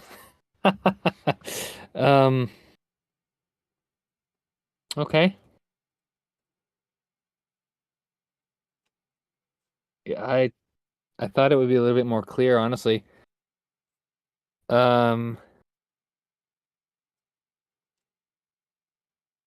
okay. What have I said so far? The first one I liked the most I thought was planar, right? Yeah. If it's not planar, it's dynamic driver. I'm pretty confident it's not balanced armature. Although, who knows? Maybe they did some amazing tuning job and it came out. I'm gonna go planar on the first set. These Okay. just have a bad quality treble. so, so my first inclination is to say it's balanced armature. But Rude.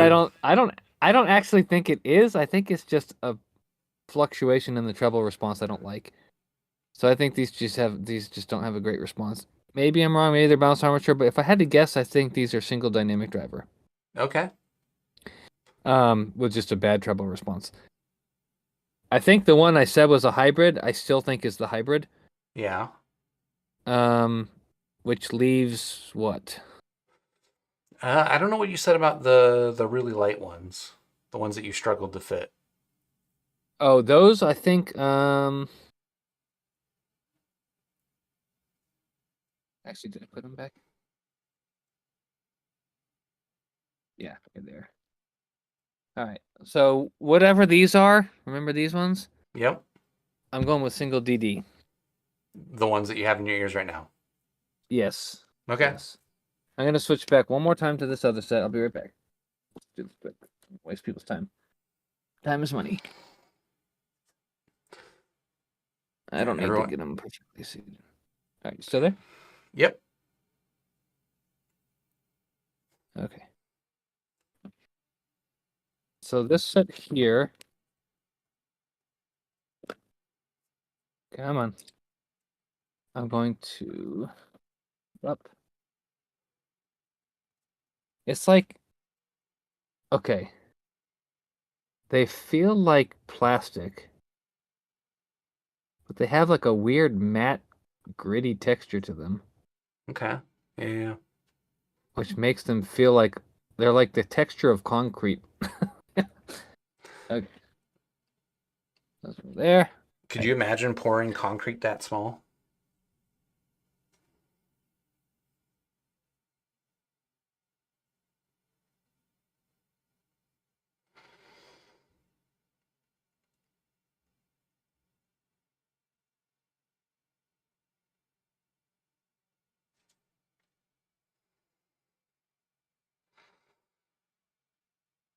These would drive me crazy if I own these. Why is that? Oh, because of the fit? Yeah. I'd have to mess with tips and see if I can get one that, like, sound wise, I think they ultimately sound fine once I do it, but I just have to get the pressure to be equalized.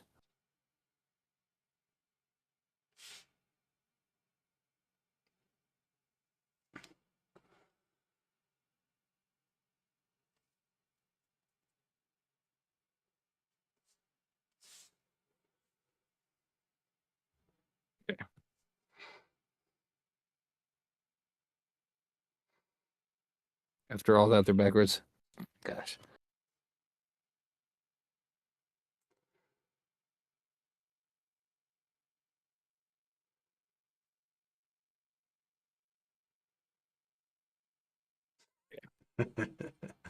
Elizabeth. A toothbrush FR. Yeah, basically.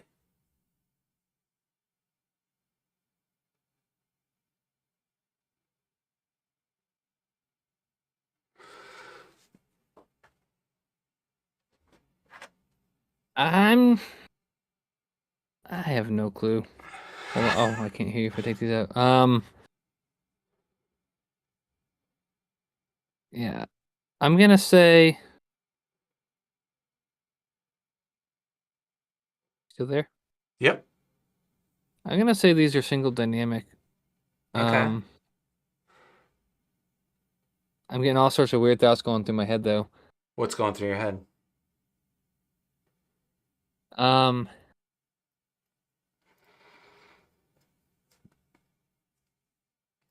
I don't know, these treble responses are just all funky.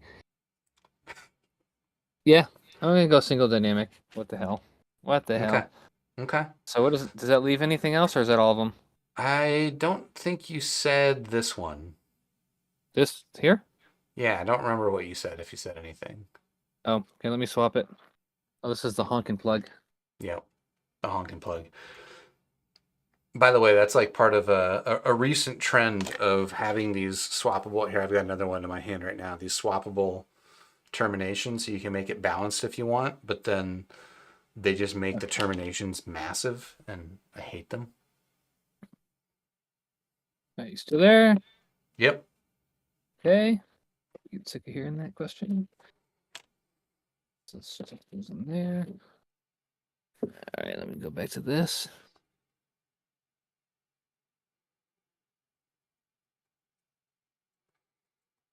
These are planar, if I had to guess. Okay. Based on what?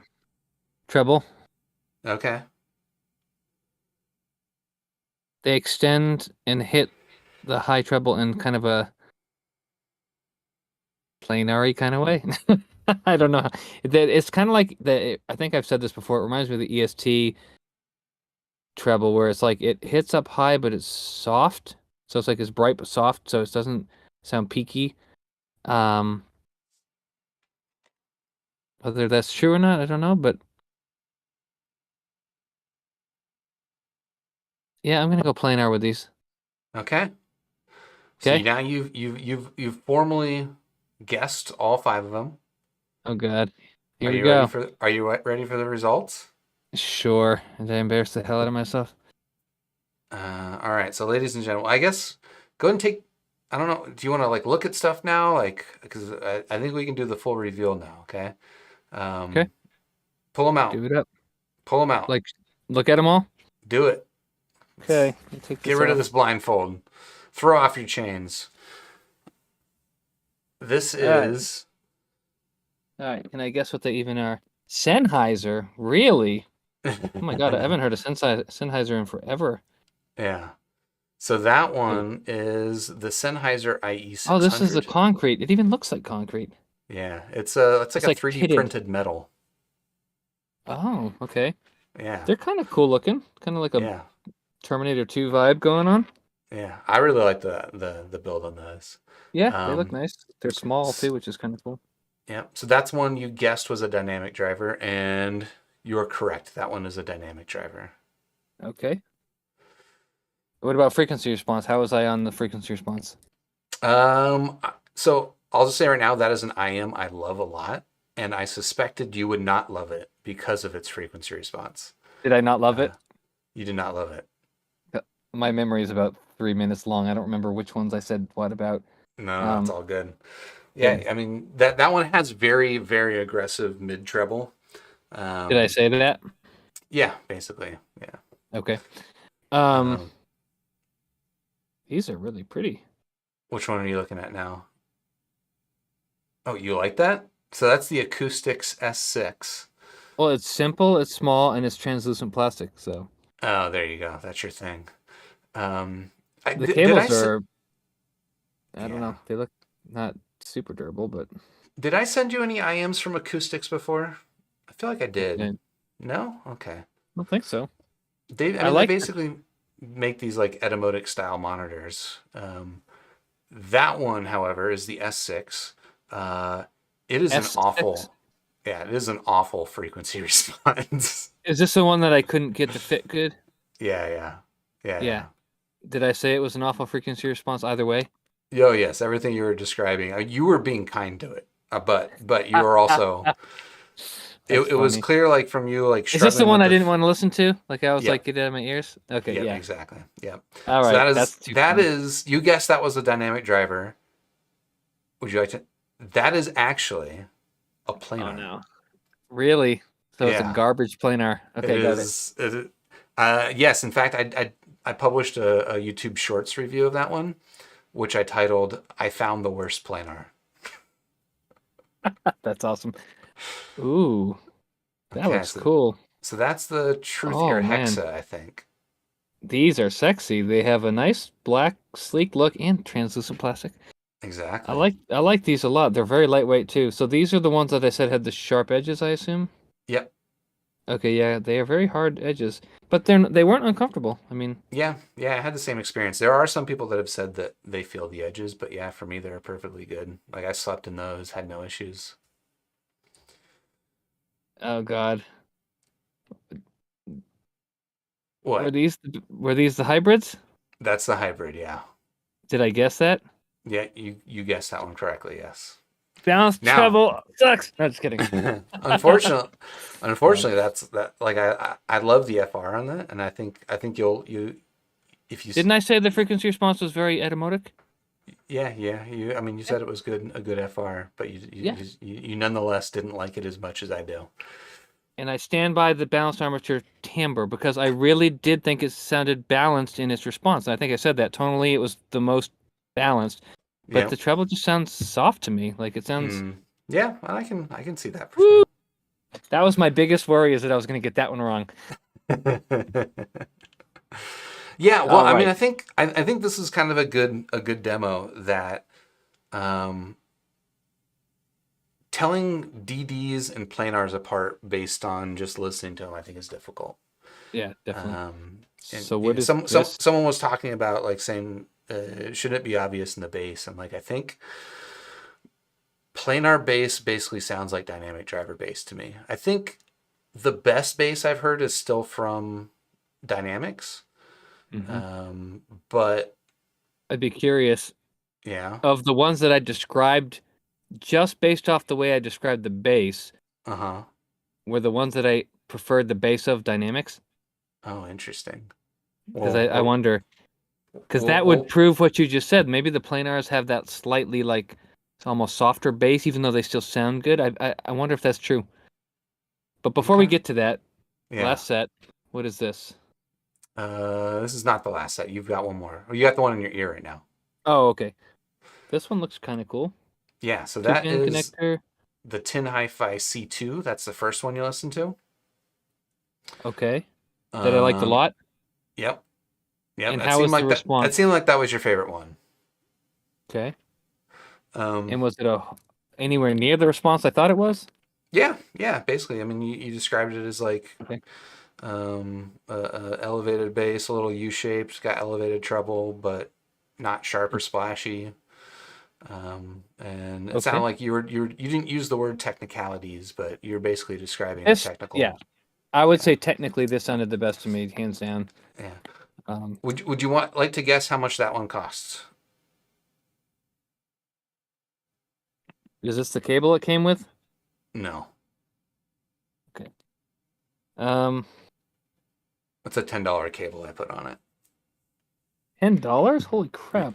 yeah. That's I an can. awesome I'll cable for give you a link. $10. That's the Triple and Karen cable, by the way. It's Are ten you bucks on kidding me? Lenso. Yeah, That is a steal. right. Um, uh, I'm hoping you say it's cheap. It's I'm gonna 30 guess. bucks. Oh, really? Okay. Yeah, yeah. That's a It's the steal. cheapest one you heard. That's my favorite one. Price does not always matter, people. It's Not kind at of funny all. because my favorite IEMs are the this one for $30 and then the $25 7 Hertz Zero. Yep, yep, People are yep. gonna say, "Who the hell is this sham artist over here?" Hey, I like what I like. I'm not gonna Well, yeah. deny it. I mean, you like dynamic drivers, and you like this frequency response that is starting to get really popular with dynamic driver sets. Like Finally, it people are listening to me. exactly. I don't think anyone's ever listened to me, but that's okay. Yeah. So this is one that you guessed was a planar, but it's just a dynamic driver. Dynamic driver. See, I Yeah. was thinking planar because of the trebles. The treble Yeah. technicalities are just really good, and Yep. Yep. I'm actually impressed that that's a $30 dynamic driver. Right. All right, I'm gonna switch to these so that I can take the other ones out of my ears. Right. The behemoth, as we called it.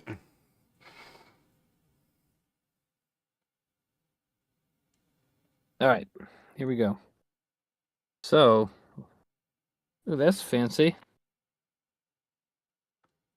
So that is the Tongzu Wu Heyday. Say that That is three a times fast. Yeah, exactly. That one is a planar, which you did guess is a planar. Okay, cool. It's not bad looking IEM. Feels pretty good. I like the custom molded shape. Mm-hmm. Yeah, it's Um, probably one of the better fitting planars for me. honestly, I give up on guessing prices. Like, who the hell knows anymore? Like, you have Uh, these $30 IEMs that are awesome and $500 IEMs that suck. Like, based on the build quality, I'm gonna guess the Sennheiser are pretty expensive. yeah, $700. Yeah, that I was gonna guess because I mean they're nice. I like the design a lot actually. Mm-hmm. Are these ear tips the Sennheiser ear tips? No, no, because the little box that you dropped that has the stock ear tips. If you want to try them, they're Yeah. awful ear tips. Oh yeah, they look awful. Well, they're Is there just like foam ones? they're really thin, and I like the ones you have on here though. What are these? those are soft ears ultra clears. Okay, because Yeah, they have those a are. nice silicone, soft silicone. Mm-hmm. So those are most expensive. I'd say these. The Hexa. I mean, the only Truthear I've ever known has been the cheap ones, but I don't know. I'm Right. gonna guess these are $80. $80. Are they really? Yep. Woo! All right, I'm scoring. That was a guess, by the way, complete guess. Yeah, this one you won't These, guess. what are these called? Acoustics S6. These are the ones that sounded like garbage. Yep. $20? $250. Shut up. Do not spend that on these. That is not worth it. Oh my gosh. Did I guess these already? Price you did not guess, no. Are these the $200 set? That is $200, yeah. I'd say these are, yeah. I mean, they feel like they're well made and they sounded good. Yep. Yeah. That's not bad. Is this the cable they came with? Yep. I like the color. Nice color. In real life, it's got like a nice purplish blue thing going on. That's cool. Is that all of them, or was there another one I didn't guess? I believe that's all. So yeah, you basically got them all right except the C2 Dynamic and planar. and the S6, which I can understand, especially from the perspective of the S6, it being a planar. The tonal balance on it is so wonky that it's difficult to tell anything about like what's going on there. At least in my opinion. But cool. Well, that was fun. There we go. Honestly. So you've blind listened to 5 IEMs. Oh, actually, I was gonna say too. What I was gonna guess what your preferences were gonna be. Okay, what'd you guess? Oh well, actually, I've already put it in chat. So maybe before I say it, you rank them and just in terms of your preferences. By far, I like the ones in my ears. Okay, the C2. The 10 high. Is that 10 hi-fi? Which one? Yeah. Yep. C2. Yep. I'm trying to remember because looking at them doesn't mean much to me. Right. The ones that were $250 were the worst. Yeah. Okay. Those were. I wouldn't listen to these even if they were free. Is that a little bit more your taste? Yeah. I gave them 1 star. I've given like 5 1-stars into like ever, and that's one of them. I'd say. Which was the one that was the hybrid? Is that these Truthear ones? The Hexa, yeah. I tell you, it's so frustrating because it reminds me so much of so many balanced armature sets that I love, including Etymotic. It's like these might be the best frequency response of the whole set, and yet I like these better. So I'd have to probably say these are a close second. Okay. Maybe second. Okay. And then I'd say, I'm trying to remember which ones were which. This planar. What did I describe these? I don't know which one these were.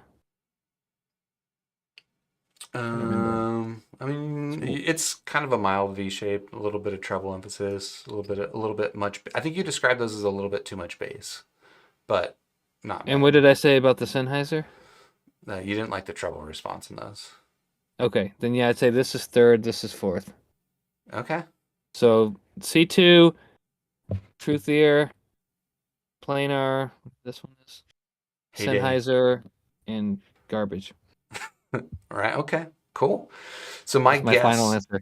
All right. Cool. Yeah, my guess leading up to this was that you would have been either the C2 or the Heyday would have been your favorites. Is that this one? No. The planar. Okay. Really? Why did you think this one would be my favorite? Because the FR is not too different from. Can I pull up your graphs real quick? Actually, you have them all on your site, I assume. Here. Yeah. Let's see. So yeah, okay. The FR is not too different, and it does. What's the name of that one? The Heyday. Heyday. All right. How do you spell it? H-E-Y. Oh, H-E-Y. Yeah. I know how to spell. Shh, quiet. Okay, so... Okay, I mean, looking at my target, that has a pretty close response overall, but I think that treble is a little wonky. I don't remember how I described it. And then what was the Sennheiser? Which model was that one? IE 600. 600. Oh, yeah. That treble's garbage. It's not bad. I would say the way that treble looks on the graph matches how it sounds. It's kind of like, overall, it's a pretty linear response, but it just has that treble emphasis that if you like that, I mean, it's not a bad set at all, honestly. But to me, that's just way too much emphasis in that region. Yeah. And yeah, then I guess that you wouldn't love that one. Yeah, the C2. That's the one I like the most. Yep. Interesting. But I did say it had extra bass, right? Yep. Okay, I was gonna say because that has more bass than I would have expected it to have. Honestly, I Right. did expect a little bit more, but that looks like it's 5 dB at 100 hertz, roughly, maybe 4. Yeah, no, I like that one, and the treble does extend really well. See, I think what I liked about that treble that gives it that technical quality is that 13 to 16K presence Yep. that it has there. That's Yep. Yep. nice. So that's good. I like that. And then let's see, what was the other one? The Truthear Hexa. Hexa. So I guess that would have Okay. been your third favorite, but you put it second. And Yeah, that's just for me knowing your anti BA bias. sure. Well, and honestly, the second and the third are kind of neck and neck, honestly. I think they're both. Mm, I like them probably very equally, but for different reasons. right, right. Um, but I do like the bass of the Hexa. I think it has a nice bass, like the response of it. But it Hmm. just has that balanced temperature thing going. And what was the last one? The acoustic The something? S6. Oh no, you're gonna S. see it. S is in Sam 6, the number 6? Yeah, it's S-6. Oh, okay. I was gonna say that's not showing up. Oh my God. You know what that reminds me of though? It it's an exaggerated Sony MH755. Now, Okay, don't get me it's wrong, the 755 is loads better. But like yeah, if you look at the shape of the bass and the treble, they're very similar. It's just they push that treble up a lot more. You know yeah. what I'm saying? So you want it's insane that you said that actually. So if you scroll Really? down, yeah, yeah, well, scroll down and you see I've got a measurement of the S6 with a tangent filter. Take a Measurement look with at S. Okay. Tangent filter, yep. take a look at Oh that, wow. and then pull up the Difference. MH755. It's almost the same, just with more 3K. Yeah. That, my friends, is frequency response. I'm actually impressed that I remembered that response off the top of my head, but I looked at it and I thought, that looks really familiar. What does that Yeah. look like? It just looks like someone took an MH50 755 and like pushed the treble up. Removed the tuning. Yeah, remove the filter basically. Yeah, Um, exactly. so when you listen to that with the filter for the chance, that whatever tangent filter, do you feel like it's as good as the 755? Have you It's have you been given it a comparison? it's been so long. I did not compare them, and it's been so long since I heard the 755. But I will say that it made the S6 pretty decent. I think the Um, 755 still looks better on graph, honestly. yeah, probably. Yeah, yeah. I mean, It's it was still a bit too much, but so the pretty bass big is boost pretty from the tight. The 3. bass is pretty tight. It's got a nice sub bass curve. I like the bass curve a lot, but I like Yeah. the 755 bass curve too. I Mm, just think it's overdone, but like it's right. good. 755 is a superb U-shaped response. Okay, So there we cool. go. Any So other questions anyone had, or I'm not in the chat, so I don't know. yeah, let me scroll through chat real quickly, and while I'm doing that, if anyone is in the chat has a question or any clarification, follow up, or anything that you'd like to say, I will say that when you were describing, I believe it, I believe it was the S6 and the oh no, it was especially when you were describing the Hexa, people were pretty impressed with the accuracy of your descriptions. The Hex, is that the hybrid? Yeah. Okay. Hmm. Uh, I uh, honestly don't even uh. remember. I don't even remember how I described it. I'm so bad. I was just in the moment. Um, I'll You have were to go back and disparaging watch. balanced armatures. Yeah. I hate to say it, but I feel like that's. Would you agree that the experiences that we've had together, I can fairly confidently tell what a balanced armature sounds like? Yeah, yeah, yeah. I don't doubt that. Like I don't doubt that BAs have BA tamper. Yeah, but I'll be honest, like it's not always bad. I think there are Right. some BAs that sound a lot better than others, but Right. Yeah, that's my taste personally. I love that dynamic driver treble. See, and I actually I think I prefer BA treble. And I can see why. It has qualities that I like, but the tactility outweighs that for me. But if I could hear a dynamic driver that had the tuning of that perfect treble, I'm dying to hear that. I've just never seen it. It seems like it's a lot harder for a manufacturer to get that tuning out of a dynamic driver. Right, right. That's actually part of the IE 600 being in this was also a bit of a curveball because the frequency response that it has does not look like what most dynamic drivers look like in terms Right. of the treble. It's not what you're looking for, but Right. it is nonetheless different than your average dynamic driver treble. So did you keep notes of everything I said? I recorded it and I put it on YouTube. No, I didn't take notes otherwise, though. Okay. I was just curious how I described the bass with those planars. Um, so the acoustic excess was the garbage one. What is that blue cable planar called? The Heyday? Heyday. So that one actually has a pretty nice bass response on graph.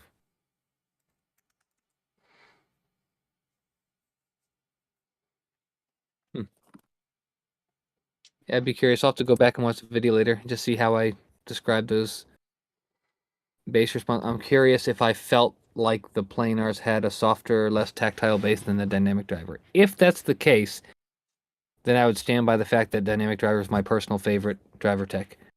Yeah. If that's not the case, Mm-hmm. then I think a properly tuned planar sounds really good. Yeah. Because Yeah. I had a hard time differentiating, as you can tell by my failed guess, between the two in terms of timbre and like the textural quality. Whereas the balance armature was a little more obvious. The planar, I mean, I don't think I could probably tell you concretely without maybe giving it a lot more listening and seeing if I could become more familiar with it. But Right. I would have to guess that the planar technology is closer to dynamic than the balanced armature is Yeah. in the way that the driver functions too. But I don't know if you know anything about the tech. I mean, I think they're both, diaphragms that Right. move air. That's about as much as I can Because explain. the balanced armature isn't. No, It doesn't have the same kind of a flexing driver. It has a spinning, like it, it, rotating, it wiggles. yeah, wiggles. So anyway, that's cool. Cool. Well, I know it's pretty late where you are. Should we wrap this up? Sure. All Was that right. all the questions? Oh, I'm doing a bad job of keeping track of chat. That's okay. I can hop on there too if you want me to look. Yeah, jump on chat. Scroll through, see if anything is something you want to respond to. VX Ace is saying that reaching beyond 10,000 hertz is more rare with dynamic drivers, so the C2 Definitely. sounds like a planar due to that tuning, which I could see that, yeah, for sure. Sure. Scott Pledger is saying that balanced armatures are just wobbly air machines. What's so hard about that? I agree. Just a wobbly air machine. Sure.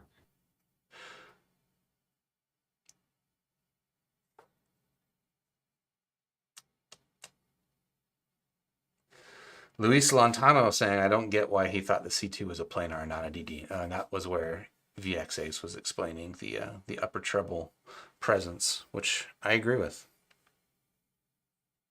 I mean, that's a thing that you see in a lot of planars. And actually, the Heyday is kind of an exception where its treble looks a little bit more dynamic driver-like. But if I go to something like the Timeless, right, as an example, you've got a lot more upper treble here than you do on your typical dynamic driver, like let's say an Aria, where you've got that dip. Although Aria's got also that upper treble zing to it.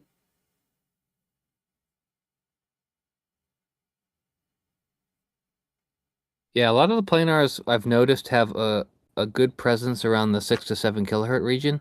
Mm, That seems to, yeah, see like that, and they all seem to have some kind of a bump or peak there, which I'm a fan of more 7 kilohertz response than most people probably are. right. Um, it can quickly push the line though, so you got to be careful. But like that's kind of a Harman-esque level of 7 kilohertz. One thing too, someone asked me, how did I come across my frequency response target? Right. And I was actually going to make a video on that. I probably still will, but essentially the summarized version is, of all the studio monitor speakers that I've heard in treated studio environments, some of which I've actually measured with frequency response microphones, and that I know to be relatively flat or extremely flat, not only have they been neutral studio monitors, but they've been some of the best I've ever heard in terms of my experience listening to them. I kind of base it off of that. So my goal personally is not to say that my response target is the best target, the most accurate target, but it is the best representation of the studio monitor speakers that I've heard in treated rooms as I perceive it in an earphone. The challenge, and you'll see this between pretty much every grapher out there, is that the biggest differentiation is usually in the bass response. Mm-hmm. I feel like I'm a fan of the extra low bass, but not so much like Harman. I think Harman overdoes it and goes too high with their shelf. But I like a sloping curve up into the sub bass, and I think that does give, my personal opinion, is it gives a little bit more of a realistic representation of the bass of a nice speaker system. My treble, if you look at it, it's actually incredibly similar to Crinical's treble. I think he has a really good target there. I just prefer the extra bass. So if you just took Crinical's and threw my bass shelf on it, I mean, that's my target. But my treble is a little bit different slope if you look at it really critically. And I've done that basically through a lot of listening and EQing. So with the hundreds of IEMs I've heard, I used to be massively into, I have like hundreds of EQ files that I've created from every headphone I've ever listened to. And my goal with all of them has always been to see if I can neutralize them using EQ to make them sound like that target. And when I do that, the resulting target is usually matching this Dent Reviews target that I have. And as I've heard newer earphones that are, closer to that natural target, it's just reinforced the fact that that is the response that I like, if that makes any sense. So, yeah, it's kind of the history to it. Concrete garbage. So, one other funny story is my wife actually has a text file on her phone, and anytime we come up with ridiculous things for band names, we save them. So we have this huge band name file. I'll have to add that to it. Concrete nice. garbage. My favorite one is probably Booty and the Hofish. I like that one a lot. It's just stupid things like that.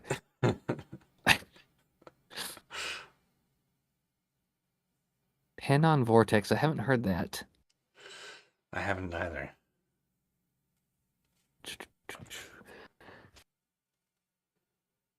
Dusk is very good, actually. So my problem that I had with the Dusk, it actually is a very close match to my target. But like all of these IEMs that I talk about, it's a balanced armature hybrid, and that just, it changes the overall perception so that it no longer matches that studio quality sound that I'm looking for based on that treble quality. It's very good. I love the Dusk a lot, actually. Sometimes I wish I hadn't sold it. But for the price, I think there's other headphones like the Kato I prefer more, being a single dynamic driver. But B2 Dusk is a great earphone. Great response.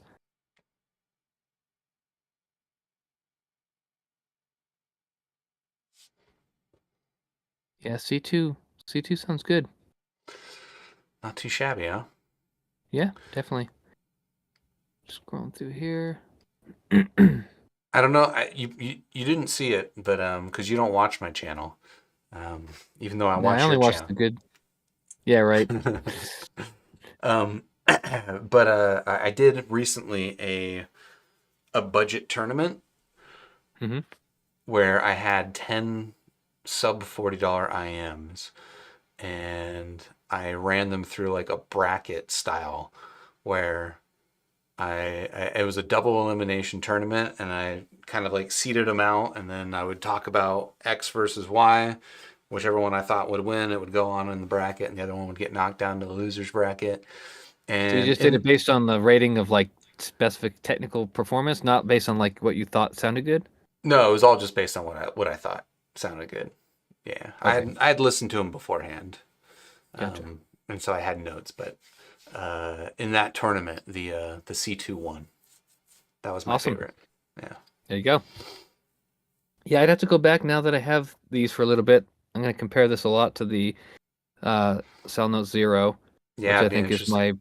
that's my current budget killer. I have a feeling I'm gonna like these better. Mm. The immediate listening experience that I had with these was more, ooh, these sound good.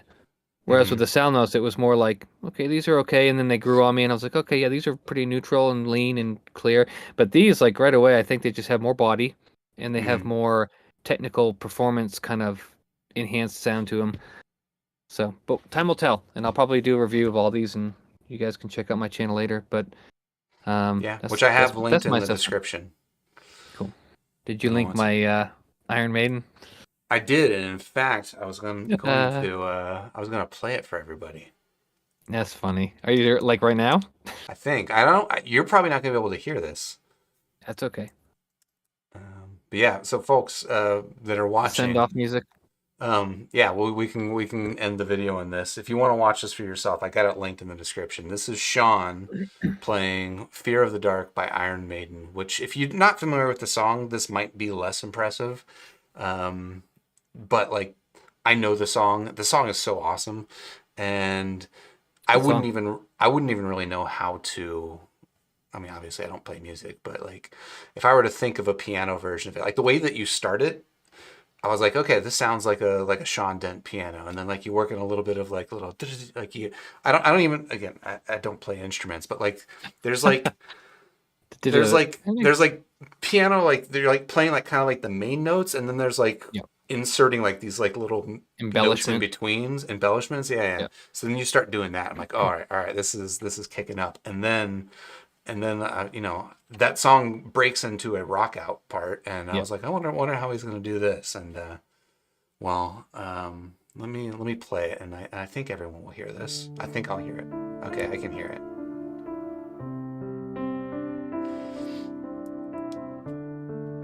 So there's a little embellishment, little baby one.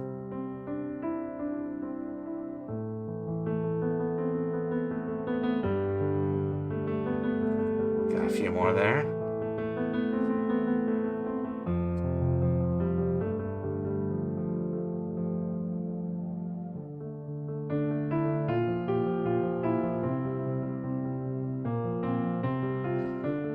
You can't hear this, can you, Sean? No, I actually just pulled it up on my channel. I'm kind of just roughly Oh, assuming I'm with you at the same time. nice. 50 seconds now. So am I. That's actually hilarious. Cool. I guessed and just jumped ahead like 10 seconds when I started the video. Nice.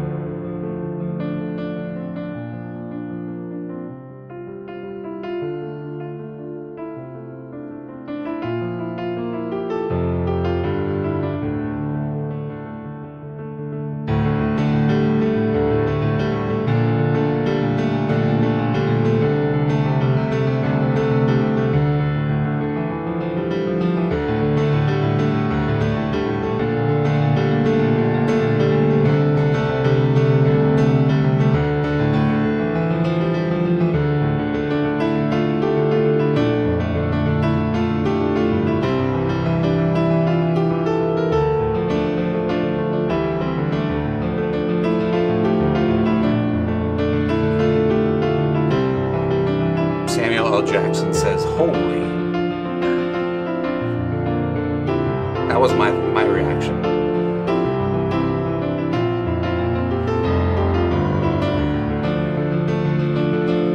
I have not heard any 64 audio stuff. The X-Ace.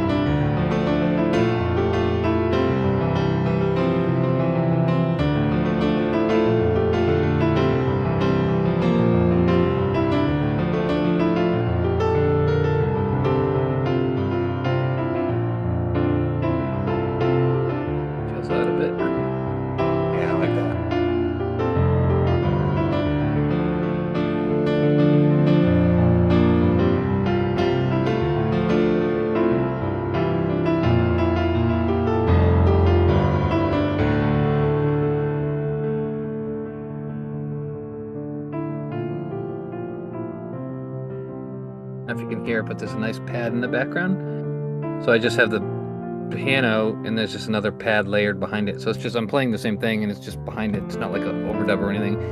It gives it a nice little synth element there. Oh, interesting. You can hear it echo. So that's the synth pad. But yeah, that was fun. It's seriously awesome. I wasn't I don't know, fluffing you when I said how much I liked it. Oh no, sorry, my thing's auto-played into piano, flute, and relaxation. Not quite what I was looking for. But yeah, really, really like that. Actually, I played it for my wife last night. She did not like the Iron Maiden song. She Not hates everybody's cup of tea. she hates the vocals, which I guess I get. Yeah. It's a little, Iron Maiden is pretty theatrical. Yeah. So if you're not into that and you're not into metal, I could see not loving it. But I played her your version. She's like, oh yeah, this is nice. That's cool. Funny, Anyway. a good friend. Yeah. Real quick though, and he was like, "Oh, you should do that," and I was thinking like Iron Maiden on the piano, like what? But I was like, yeah, I guess I could mess with it because I was literally just doing it for him. He's just a close friend of mine. I was like, yeah, I'll do a cover for him. And I was originally going to do one of those quick like, can you guess what song this is on like Instagram or whatever, and play like a part of it. And as I was doing it, I was like, this actually sounds kind of cool. And I started arranging it like that. And then when I started doing that like rock out part, I was like, yeah, I just need to record like the whole song. And then I did it, and I was like, that came out pretty cool. So I'm glad you like it. So, when you do that, like, how much of this? How do you get into that arrangement? Like, do you write this down somewhere, or you just play through it a few times and like figure it out? Like, I mean, it usually starts out with me just improvising. Like I know the song, so I know the melody enough that I can sit there and kind of play the song on the piano, for lack of better words. But that doesn't always sound good. So then you kind of have to start and think, well, maybe doing this with the left hand sounds better, and maybe these chords sound cooler, and maybe if I do it with this rhythm, it sounds cooler. And I just kind of experiment until I find something I like, and I don't write it down. I just kind of like play it a few times and play it by memory. But it's just a lot of kind of improv experimentation and seeing what sounds good together. So cool. Well, turned out awesome. Thank you again. Yeah, and I guess on that note, we can call it an evening. Sean, thanks for participating. Not only thank you for the awesome music, but thanks for subjecting yourself to listening to IEMs blindfolded and talking out loud. Maybe one day I'll join you and I'll try it out. But all right. Well, I'm glad that I didn't do too horrible because I was a little nervous on the driver guessing. No, you that didn't. That went better than I thought. You did well. So, but yeah, thanks for folks, having me. If you haven't already, subscribe to Sean. I've got him linked in the description. Both his that piano cover, which is a separate channel from his IEM reviews channels. Check out both. Sean Ivory's my stage name, so if it looks different, that's why. That's right. So that's right. Yeah. And I guess on that note, I will catch you all later on another super review. Hit the like button, subscribe to the channel, ding the YouTube bell, join in Discord, all that jazz, and I'll catch you later. Adios. Have a good night, everybody.